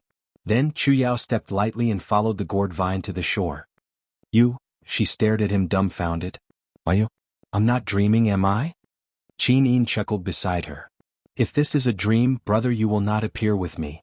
Chu Yao blushed. Chu Yao greets Your Highness. You're welcome, Sister Chu Yao. Chu Yao immediately looked at Lin Muyu again. What's going on? Tell me this is real, quick. Lin Muyu did not speak.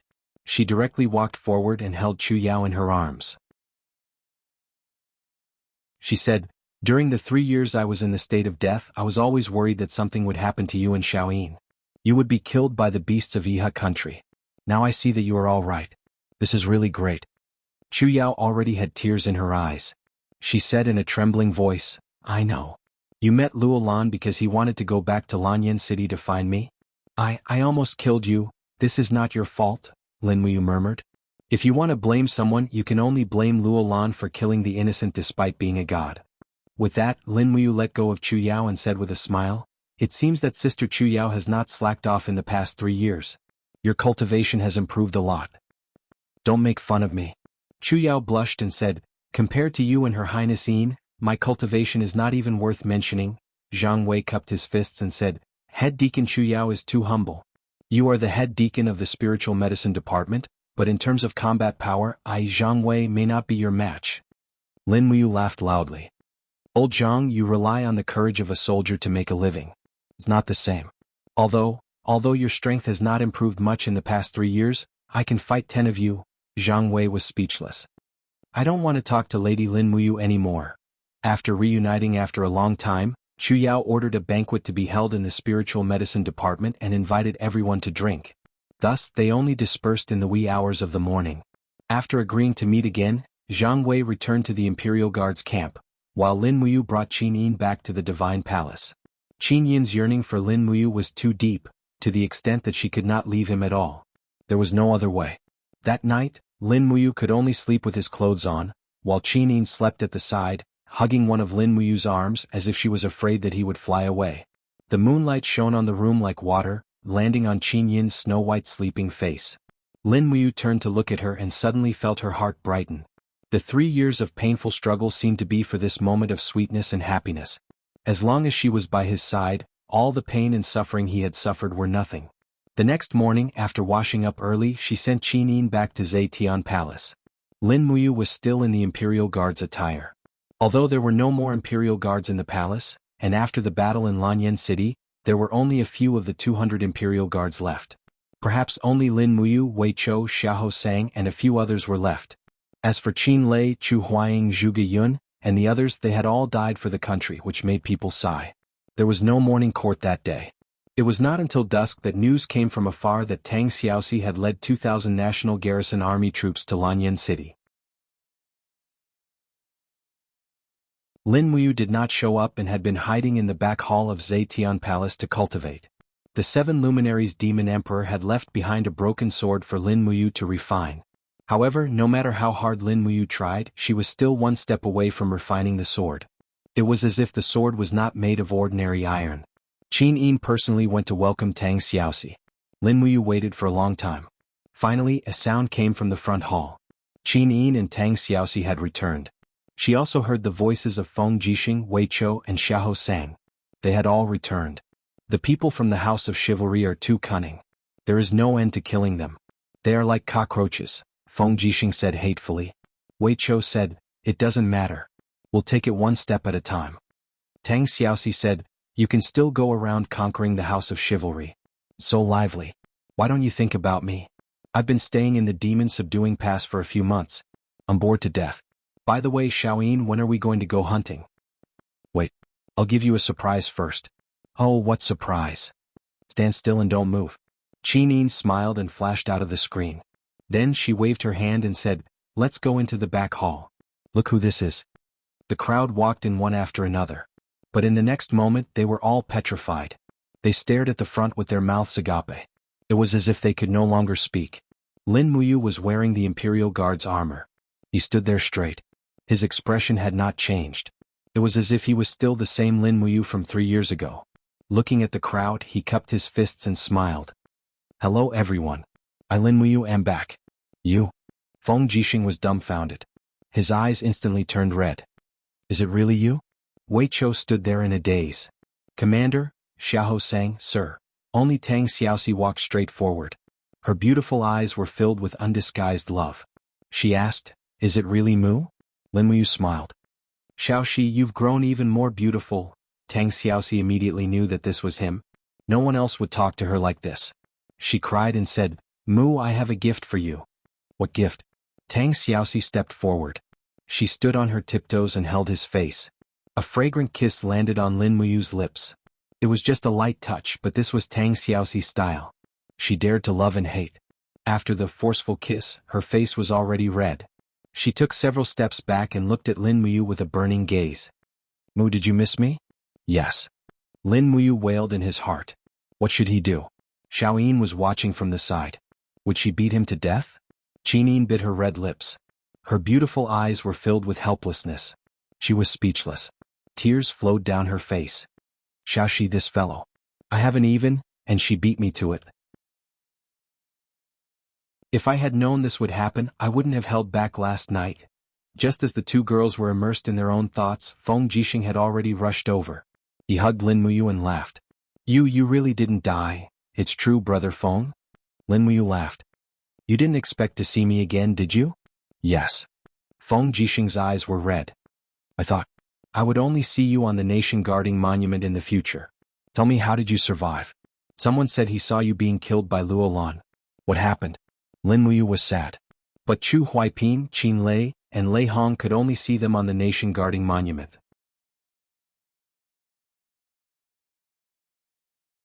Chapter 327.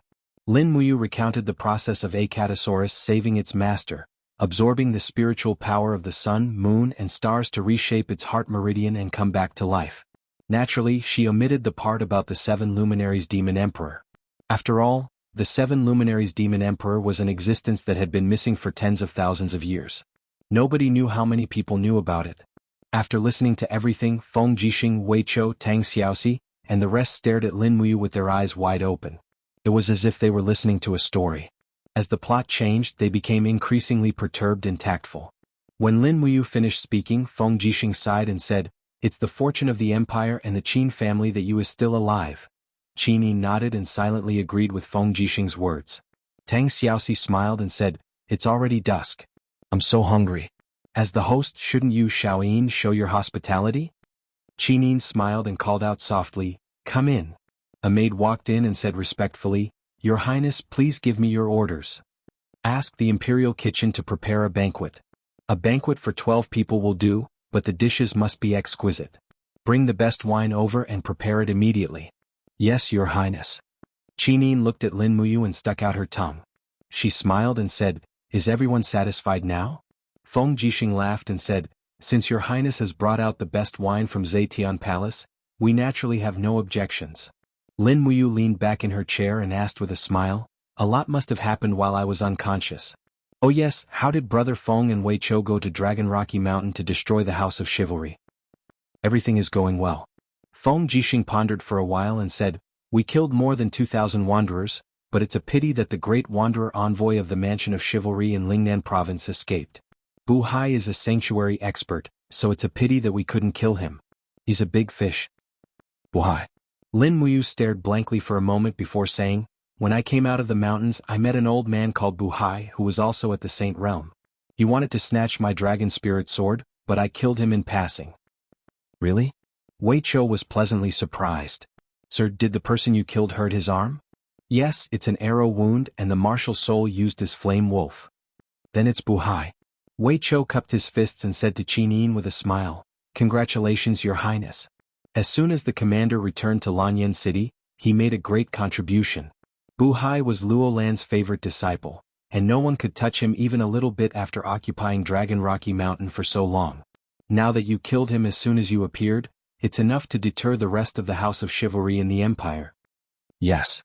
Qin Yin's eyes were filled with joy. She looked at Lin Muyu and asked with concern, "Bu Hai is at the Saint Realm. Brother Yu, are you hurt?" "No." Lin Muyu shook her head and smiled. "I used the spiritual pulse technique to hide my breath. He thought that I was just a human realm practitioner, so he didn't use his full strength and was defeated by me in one blow." "What kind of blow can defeat Bu Hai, who is at the Saint Realm?" Feng Jixing was stunned. Lin Muyu smiled slightly. "I comprehended a new martial art called Star Tactics during the 3 years I was in a coma. It's very powerful. If that's the case, Brother Feng will have to learn from you in the future." Feng Jixing was a martial arts fanatic. He looked at Lin Muyu with a smile and said, "But since you can come back alive, the structure of the whole Lanyan city will more or less change. Your Highness, how do you plan to arrange Yu's title and military position?" Qin Yi said, "I will announce the news that Brother Yu is still alive during the court meeting tomorrow. Then I will confer Brother Yu the title of General and the commander of the Longdan Army Camp. I will expand the Longdan Army Camp and turn the Longdan Army Camp into a real regular army of the Empire. At that time, Grandfather and Duke Lan will definitely not stand idly by.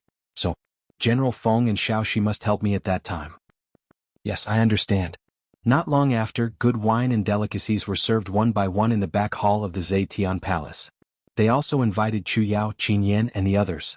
A group of people sat around the table. It was a reunion dinner that they hadn't had in a long time. They ate and drank until late at night. Feng Jixing, Zhang Wei, Wei Chou, and the others took their leave one by one. As for Lin Muyu, she rested in the side hall for the night. Because the matter tomorrow morning was very tricky, they had to discuss it as early as possible. The next day the sun rose high in the sky. All the officials came to the court. The bell outside the Zetian Palace reverberated. A group of civil and military officials climbed the 120 gilded steps and entered the Zetian Palace step by step. Su Muyun and Tang Lan were among them. Moreover, these officials who were ranked as the 2 dukes of the empire were all crowded around. Under Su Muyun's direct subordinates were Su Yu, Su Long, and a group of generals from Muyu City. On Tanglan's left and right were Xiang Yu, Tang Lu, Tang Tian, Tang Wei and the others. The power was balanced. Fortunately, they were evenly matched. Otherwise, it would be hard to say who had the final say in Lanyan City. In the crowd, a general wearing a fiery red armor had a hint of helplessness in his eyes. Du Hai was the head of the 7 immortal generals of the empire. However, during the Battle of Lanyan City, the Tianchong army that he belonged to was chased far away from Lanyan City by the soldiers of the Iha nation. In the end, he was convicted of the crime of failing to protect the city. Fortunately, Tang Lan and Su Muyun were somewhat fearful of this general. Otherwise, Du Hai's rank of general would have been gone. Currently, the Qin Empire had 6 generals in order: Xiang Yu, Feng Jixing, Du Hai, Minyulin, Su Yu and Tang Lu. Xiang Yu was Tang Lan's subordinate, Feng Jixing was loyal to Qin Yin, Du Hai was neutral, and Minyulin was the general guarding the northern border of Muyu City. He could be considered Su Muyun's subordinate. This also meant that between Tang Lan and Su Muyun, whoever could rope in Du Hai would have more say in the imperial court. General Du Hai, how have you been recently?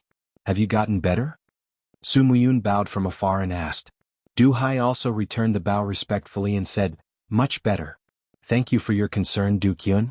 Du Hai is a martial artist with thick skin and rough flesh. A small illness can't do anything to me. That's true. Su Muyun smiled and said, I heard that General Du Hai had already stepped into the sanctuary realm 2 years ago. It is indeed the Empire's fortune. I hope that General can continue to be loyal to the Empire and Her Majesty, the Empress Qin Yin. Of course. This general has learned his lesson. Du Kyun, this way please. Let's enter the palace. All right. In the distance, Tang Lan gently stroked his white beard and said nothing. Xiang Yu, who was beside him, raised the corner of his mouth and said in a low voice, this old fellow Du Hai he actually has the face to come back to Lanyan City. If it were me, I'm afraid that I would have hung myself on the southeast branch long ago. As a sanctuary realm expert, Du Hai could naturally hear Xiang Yu's words. His eyes turned cold, but he couldn't help but act up. That's right, Xiang Yu was actually right. When the court meeting was about to begin, nearly 1,000 officials gathered in the main hall of Zetian Palace. Su Muyun and Tang Lan were the leaders of the officials, followed by Tang Xiaoxi, Tang Lu, Tang Wei and other marquises, followed by Feng Jixing, Du Hai, Xiang Yu, Su Yu and other generals. When all the officials were ready, an official placed his hand on the hilt of his sword, walked to the front of the palace with an imposing manner and announced loudly, Her Majesty the Empress has arrived. Everyone turned solemn and looked over at the same time. However, what everyone didn't expect was that Qin Yin wasn't wearing the custom-made phoenix robe of the Empress today. Instead, she was simply wearing the clothes of a princess from before. The laurel crown on her head shone with a dignified radiance, and a dark blue cloak draped behind her. A scabbard hung from her waist, and her hand was placed on the hilt of her sword. She looked beautiful and dignified as she looked at everyone. Greetings, Your Highness. All the officials greeted and bowed in unison. Dispense with the formalities. Qin Yin gently raised her hand and smiled. Today I have a piece of good news to announce. Su Muyun smiled. Xiaoyin, what's the good news? Grandfather, are the martyrs of the Empire who died in battle on the nation-guarding monument considered heroes? Qin Yin asked. Su Muyun was stunned. He cupped his fists and bowed. Those who died in the line of duty for the Empire are naturally heroes. If the martyrs on the nation-guarding monument managed to escape from that nightmare with a narrow escape, are they still considered heroes? Yes, of course they are. Su Muyun said resolutely. All right then, let me introduce someone to everyone today. Qin Yin gently turned around, smiled and said to the side hall, Come, brother Yu. Brother Yu? Su Muyun was stunned. Su Yu revealed a trace of joy. Could it be that Yu is not dead? Du Hai was shocked. Xiang Yu stared coldly at the side hall. There, 2 maids opened the curtain, and a young general in the armor of the Imperial Guards walked out. His handsome face was calm as he stared at Qin Yin in the distance. He walked over step by step and stood in front of the officials. He turned around and cupped his fists at the officials. Lin Muyu is lucky to be alive. Greetings, everyone. The crowd was instantly in an uproar. Everyone was discussing spiritedly. Some were happy, some were shocked, but most of them were anxious.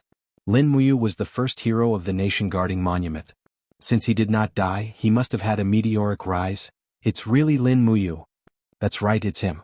3 years ago, Lin Muyu was rumored to have been killed by Luo Lan. He actually did not die. The emperor's godson did not die and escaped everything. The empire is fortunate. Quiet down.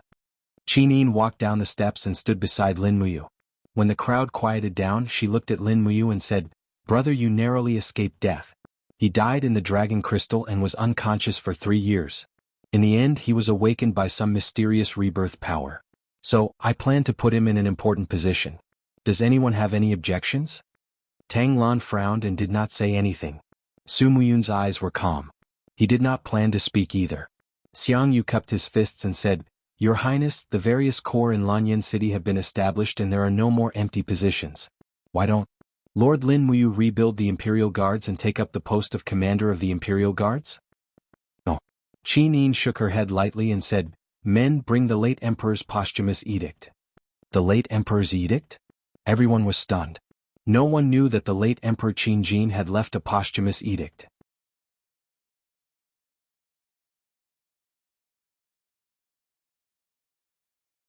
On the other side, Tang Lan also cupped his fists and said, "I also think that the conferment of Dubhe is inappropriate.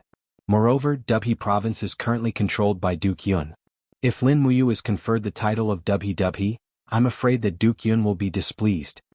Su Muyun looked at Tang Lan with a piercing gaze, but he didn't say anything.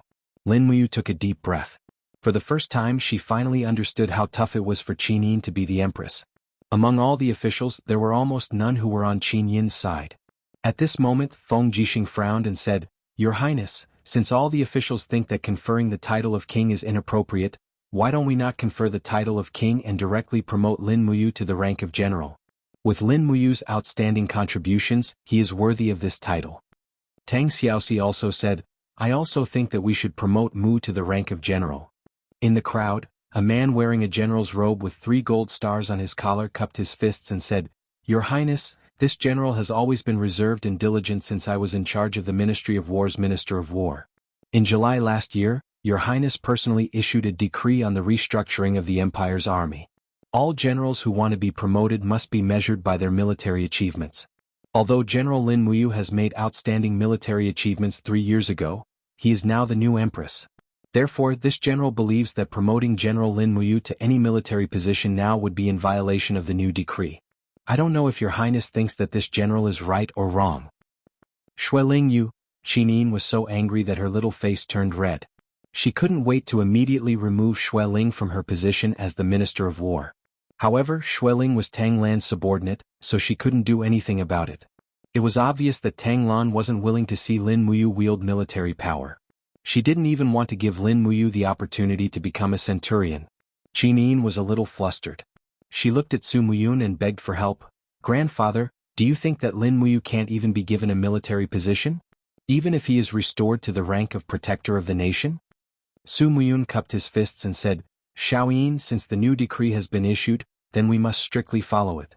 The Iha Empire is getting restless, and there are plenty of opportunities for you to make military achievements. There is no need to be in such a hurry." Feng Jixing's sword-like brows knitted tightly. He didn't have a single solution. There were close to 1,000 officials in the imperial court, and most of them were probably Su Muyun and Tang Lan's subordinates. The others didn't have the slightest right to speak. Tang Xiaoxi was a little angry. She pointed at the officials behind her and angrily questioned, "You bunch of people. If you really don't know shame." Back then Lin Muyu led the Longdan army camp to fight Long Qianlin's main force. With 15,000 men he killed nearly 70,000 of Long Qianlin's men. Let me ask you, which one of you can do that? Moreover, Lin Muyu even ordered the Longdan army camp to protect Her Highness Qin Yin and protect the Empire's bloodline. Which one of you has made such a contribution? But now all of you are in high positions, yet you obstruct Lin Muyu from obtaining any military position. I only have one question. Do you all have any shame? Well scolded. Feng Jixing lowered his head and snickered. "Princess, she is really awesome." The Minister of War, Xueling, smiled awkwardly at Tang Xiaoxi and said, "Princess Shi, we are just following the law. Please forgive us. We have no intention of making things difficult for Lady Lin Muyu. Is that so?" Tang Xiaoxi glared at him angrily. The Firefox martial soul circled around her graceful body, and it looked like she was about to make a move. Lin Muyu was really afraid that Tang Xiaoxi would get angry in the imperial court. She hurriedly said, "Xiaoxi, all right. If you don't want to reward me, then so be it. I don't care. Why don't we do this? Qinyin widened her bright eyes and looked at him. Does you have a better idea? Yes. Lin Muyu turned around and looked at the officials. He cupped his fists and smiled humbly.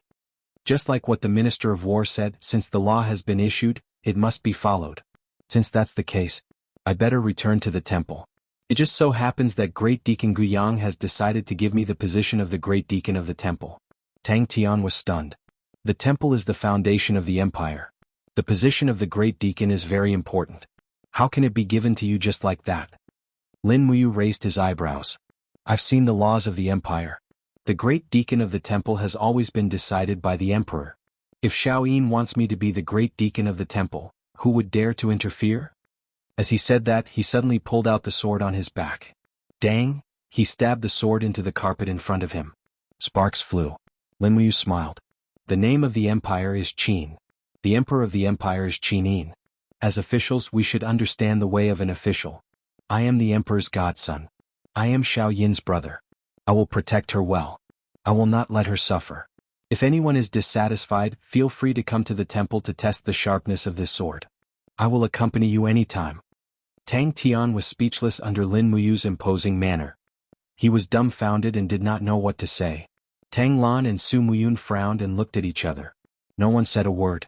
This time they really could not make things difficult for him. Lin Muyu was following the laws of the empire.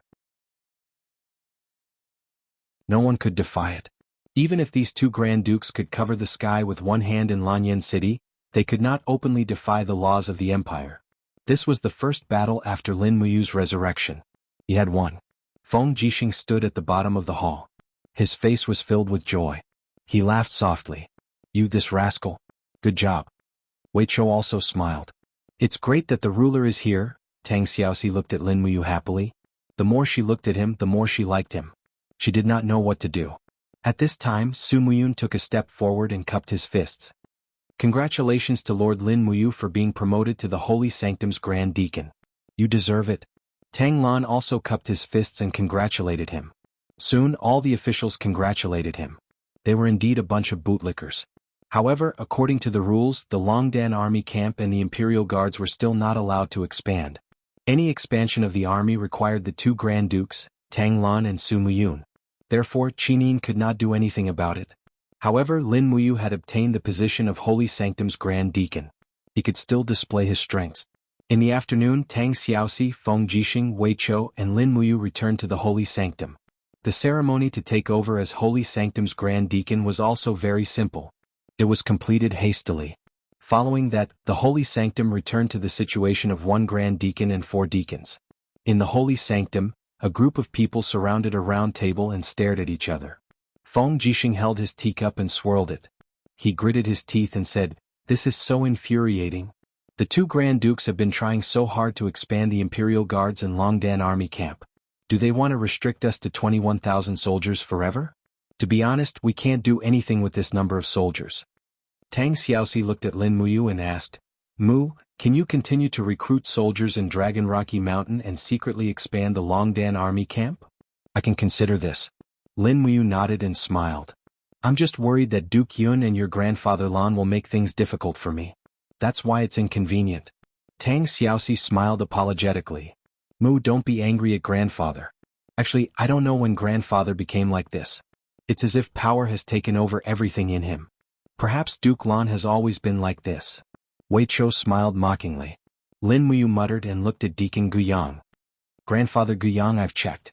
The residences behind the Holy Temple are almost all abandoned. Can we buy these residences?" "What does Grand Deacon want to do with these residences?" Guyang asked in astonishment. "Convert these residences into barracks, then build new training grounds, drill grounds, and so on." Lin Muyu smiled. "It shouldn't cost too much, right? I just happen to have a large sum of Jinin coins to spend. It really won't cost much." "What are you thinking, you?" Guyang asked with a puzzled expression. Lin Muyu continued to ask, "How many Holy Temple branches are there in the empire?" 1,324.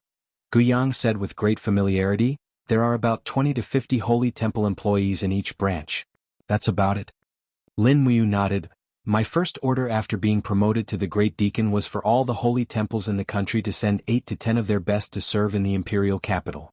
This way we will be able to provide close to 10,000 holy temple employees. Guiyang was stunned. Feng Jixing smiled and clapped. Good one you. This move is brilliant. The holy temple is not part of the empire's military. Yu is planning to use the holy temple to build an army. That's right. Duke Lan and Duke Yun won't let me have a private army. Then I will use my status as Grand Deacon to build a 10,000-strong holy temple army. Wei Chou will send the generals of the Longdan army camp to the holy temple to teach them tactics and formations. I will use the holy temple to strengthen the Longdan army camp. This way Shaoyin will have more bargaining chips. Yes, Big Brother Feng will definitely support you. Feng Jixing cupped his fists and smiled.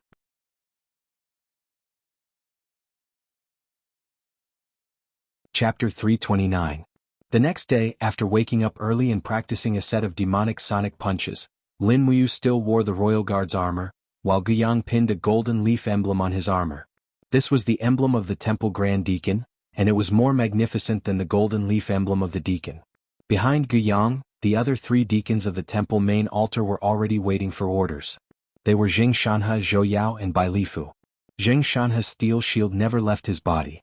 After putting the heavy shield on the horse's back, he cupped his fists and said, "Grand Deacon, we are ready." Guiyang was surprised. "You are going out?" "Where?" "The nation guarding monument." Lin Muyu's voice was very calm. "Grandpa Guiyang, I want to see Brother Chu Huaying, Brother Qin Lei and Grandpa Lei Hong and Chu Chu." That's good too. You should really go to the nation guarding monument. Then we will be going out. The temple's morning training mission will be handed over to Grandpa Guiyang." "All right." Guiyang's old face looked like the peel of a tangerine when he smiled. "I am good at the trial missions. When Deacon Lei Hong was alive, I was only in charge of this every day." Then we will be going." Lin Muyu took the reins of a warhorse from the temple guards, flipped on the horse and left the temple with the 3 deacons. Outside the temple, Feng Jixing was already waiting with Zhang Wei and Xiahou Sang. In addition, Qin Yin, Tang Xiaoxi and Chu Yao were also there. "Why is Xiaoyin here?" Lin Muyu couldn't help but ask with a smile. Qin Yin's lips curled up. "I have been going to the nation guarding monument every 3 days. Anyway, the government affairs are not as busy as I thought. Grandpa and Master Lan have helped me with many things." Lin Muyu laughed bitterly. "I understand. Let's go." "Yes." There were about 100 people behind Qin Yin. They were the bodyguards of Muyu City, and they were also sent by Su Muyun to protect the princess.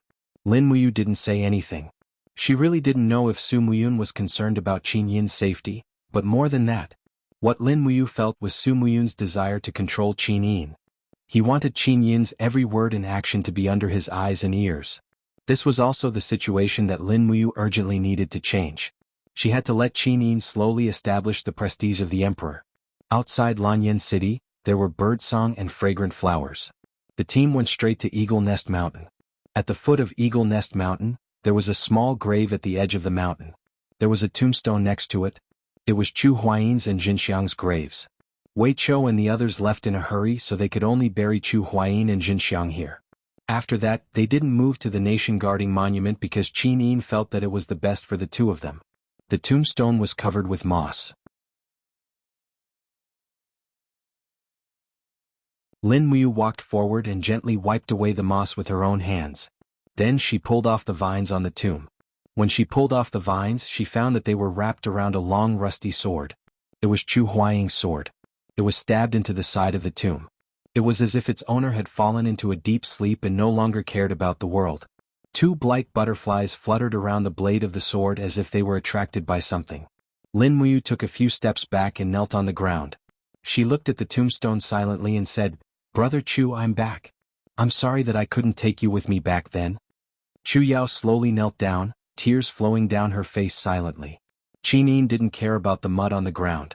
She knelt in front of the grave and said softly, "General Chu Huayin, you are the pride of the empire and the pride of the empire's soldiers.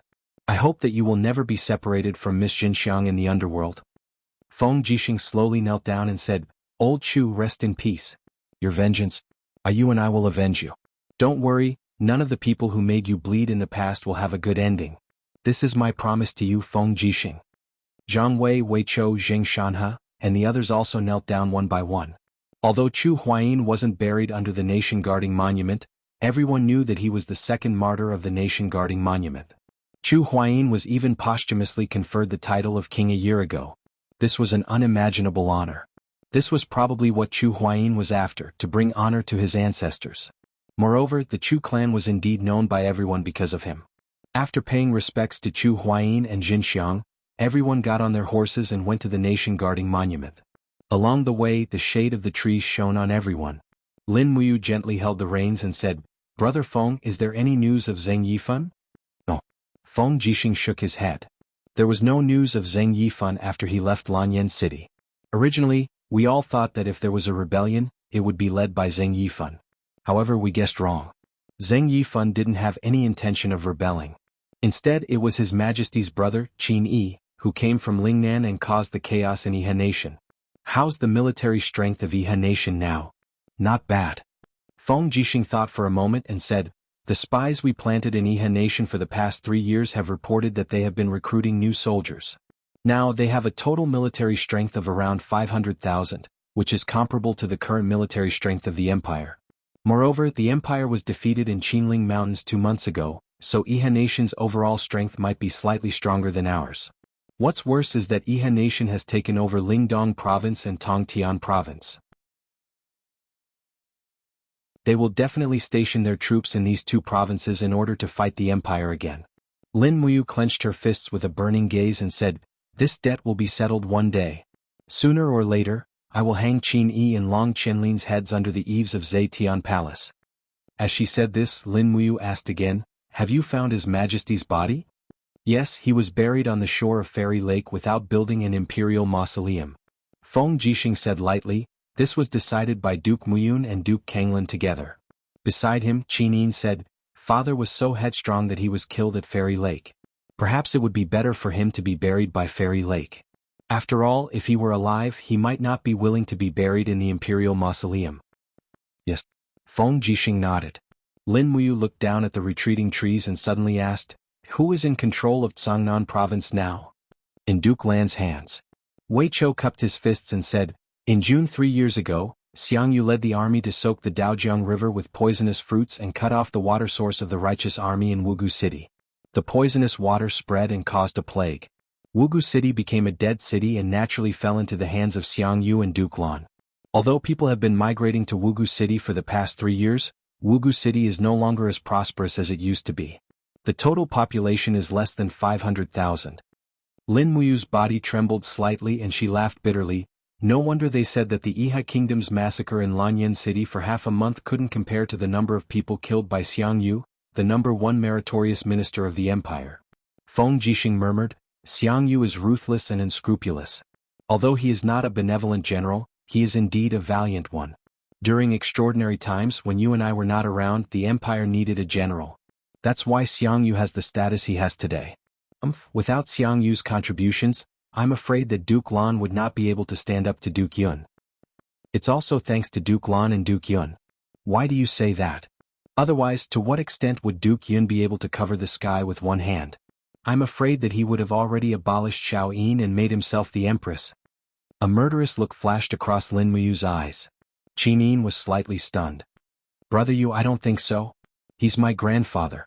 Lanyan City is surrounded by the Yihe Kingdom, but he hasn't sent a single soldier. This is enough to prove that he doesn't care about your life at all. Even if you are in his heart, Xiao Yin. In Duke Yun's heart, you are definitely not as important as half of the empire." Lin Muyu took a deep look at Qin Yin and said, "If you need to make a decision one day, I hope you won't hesitate." Qin Yin frowned and nodded her head in pain, not saying a word.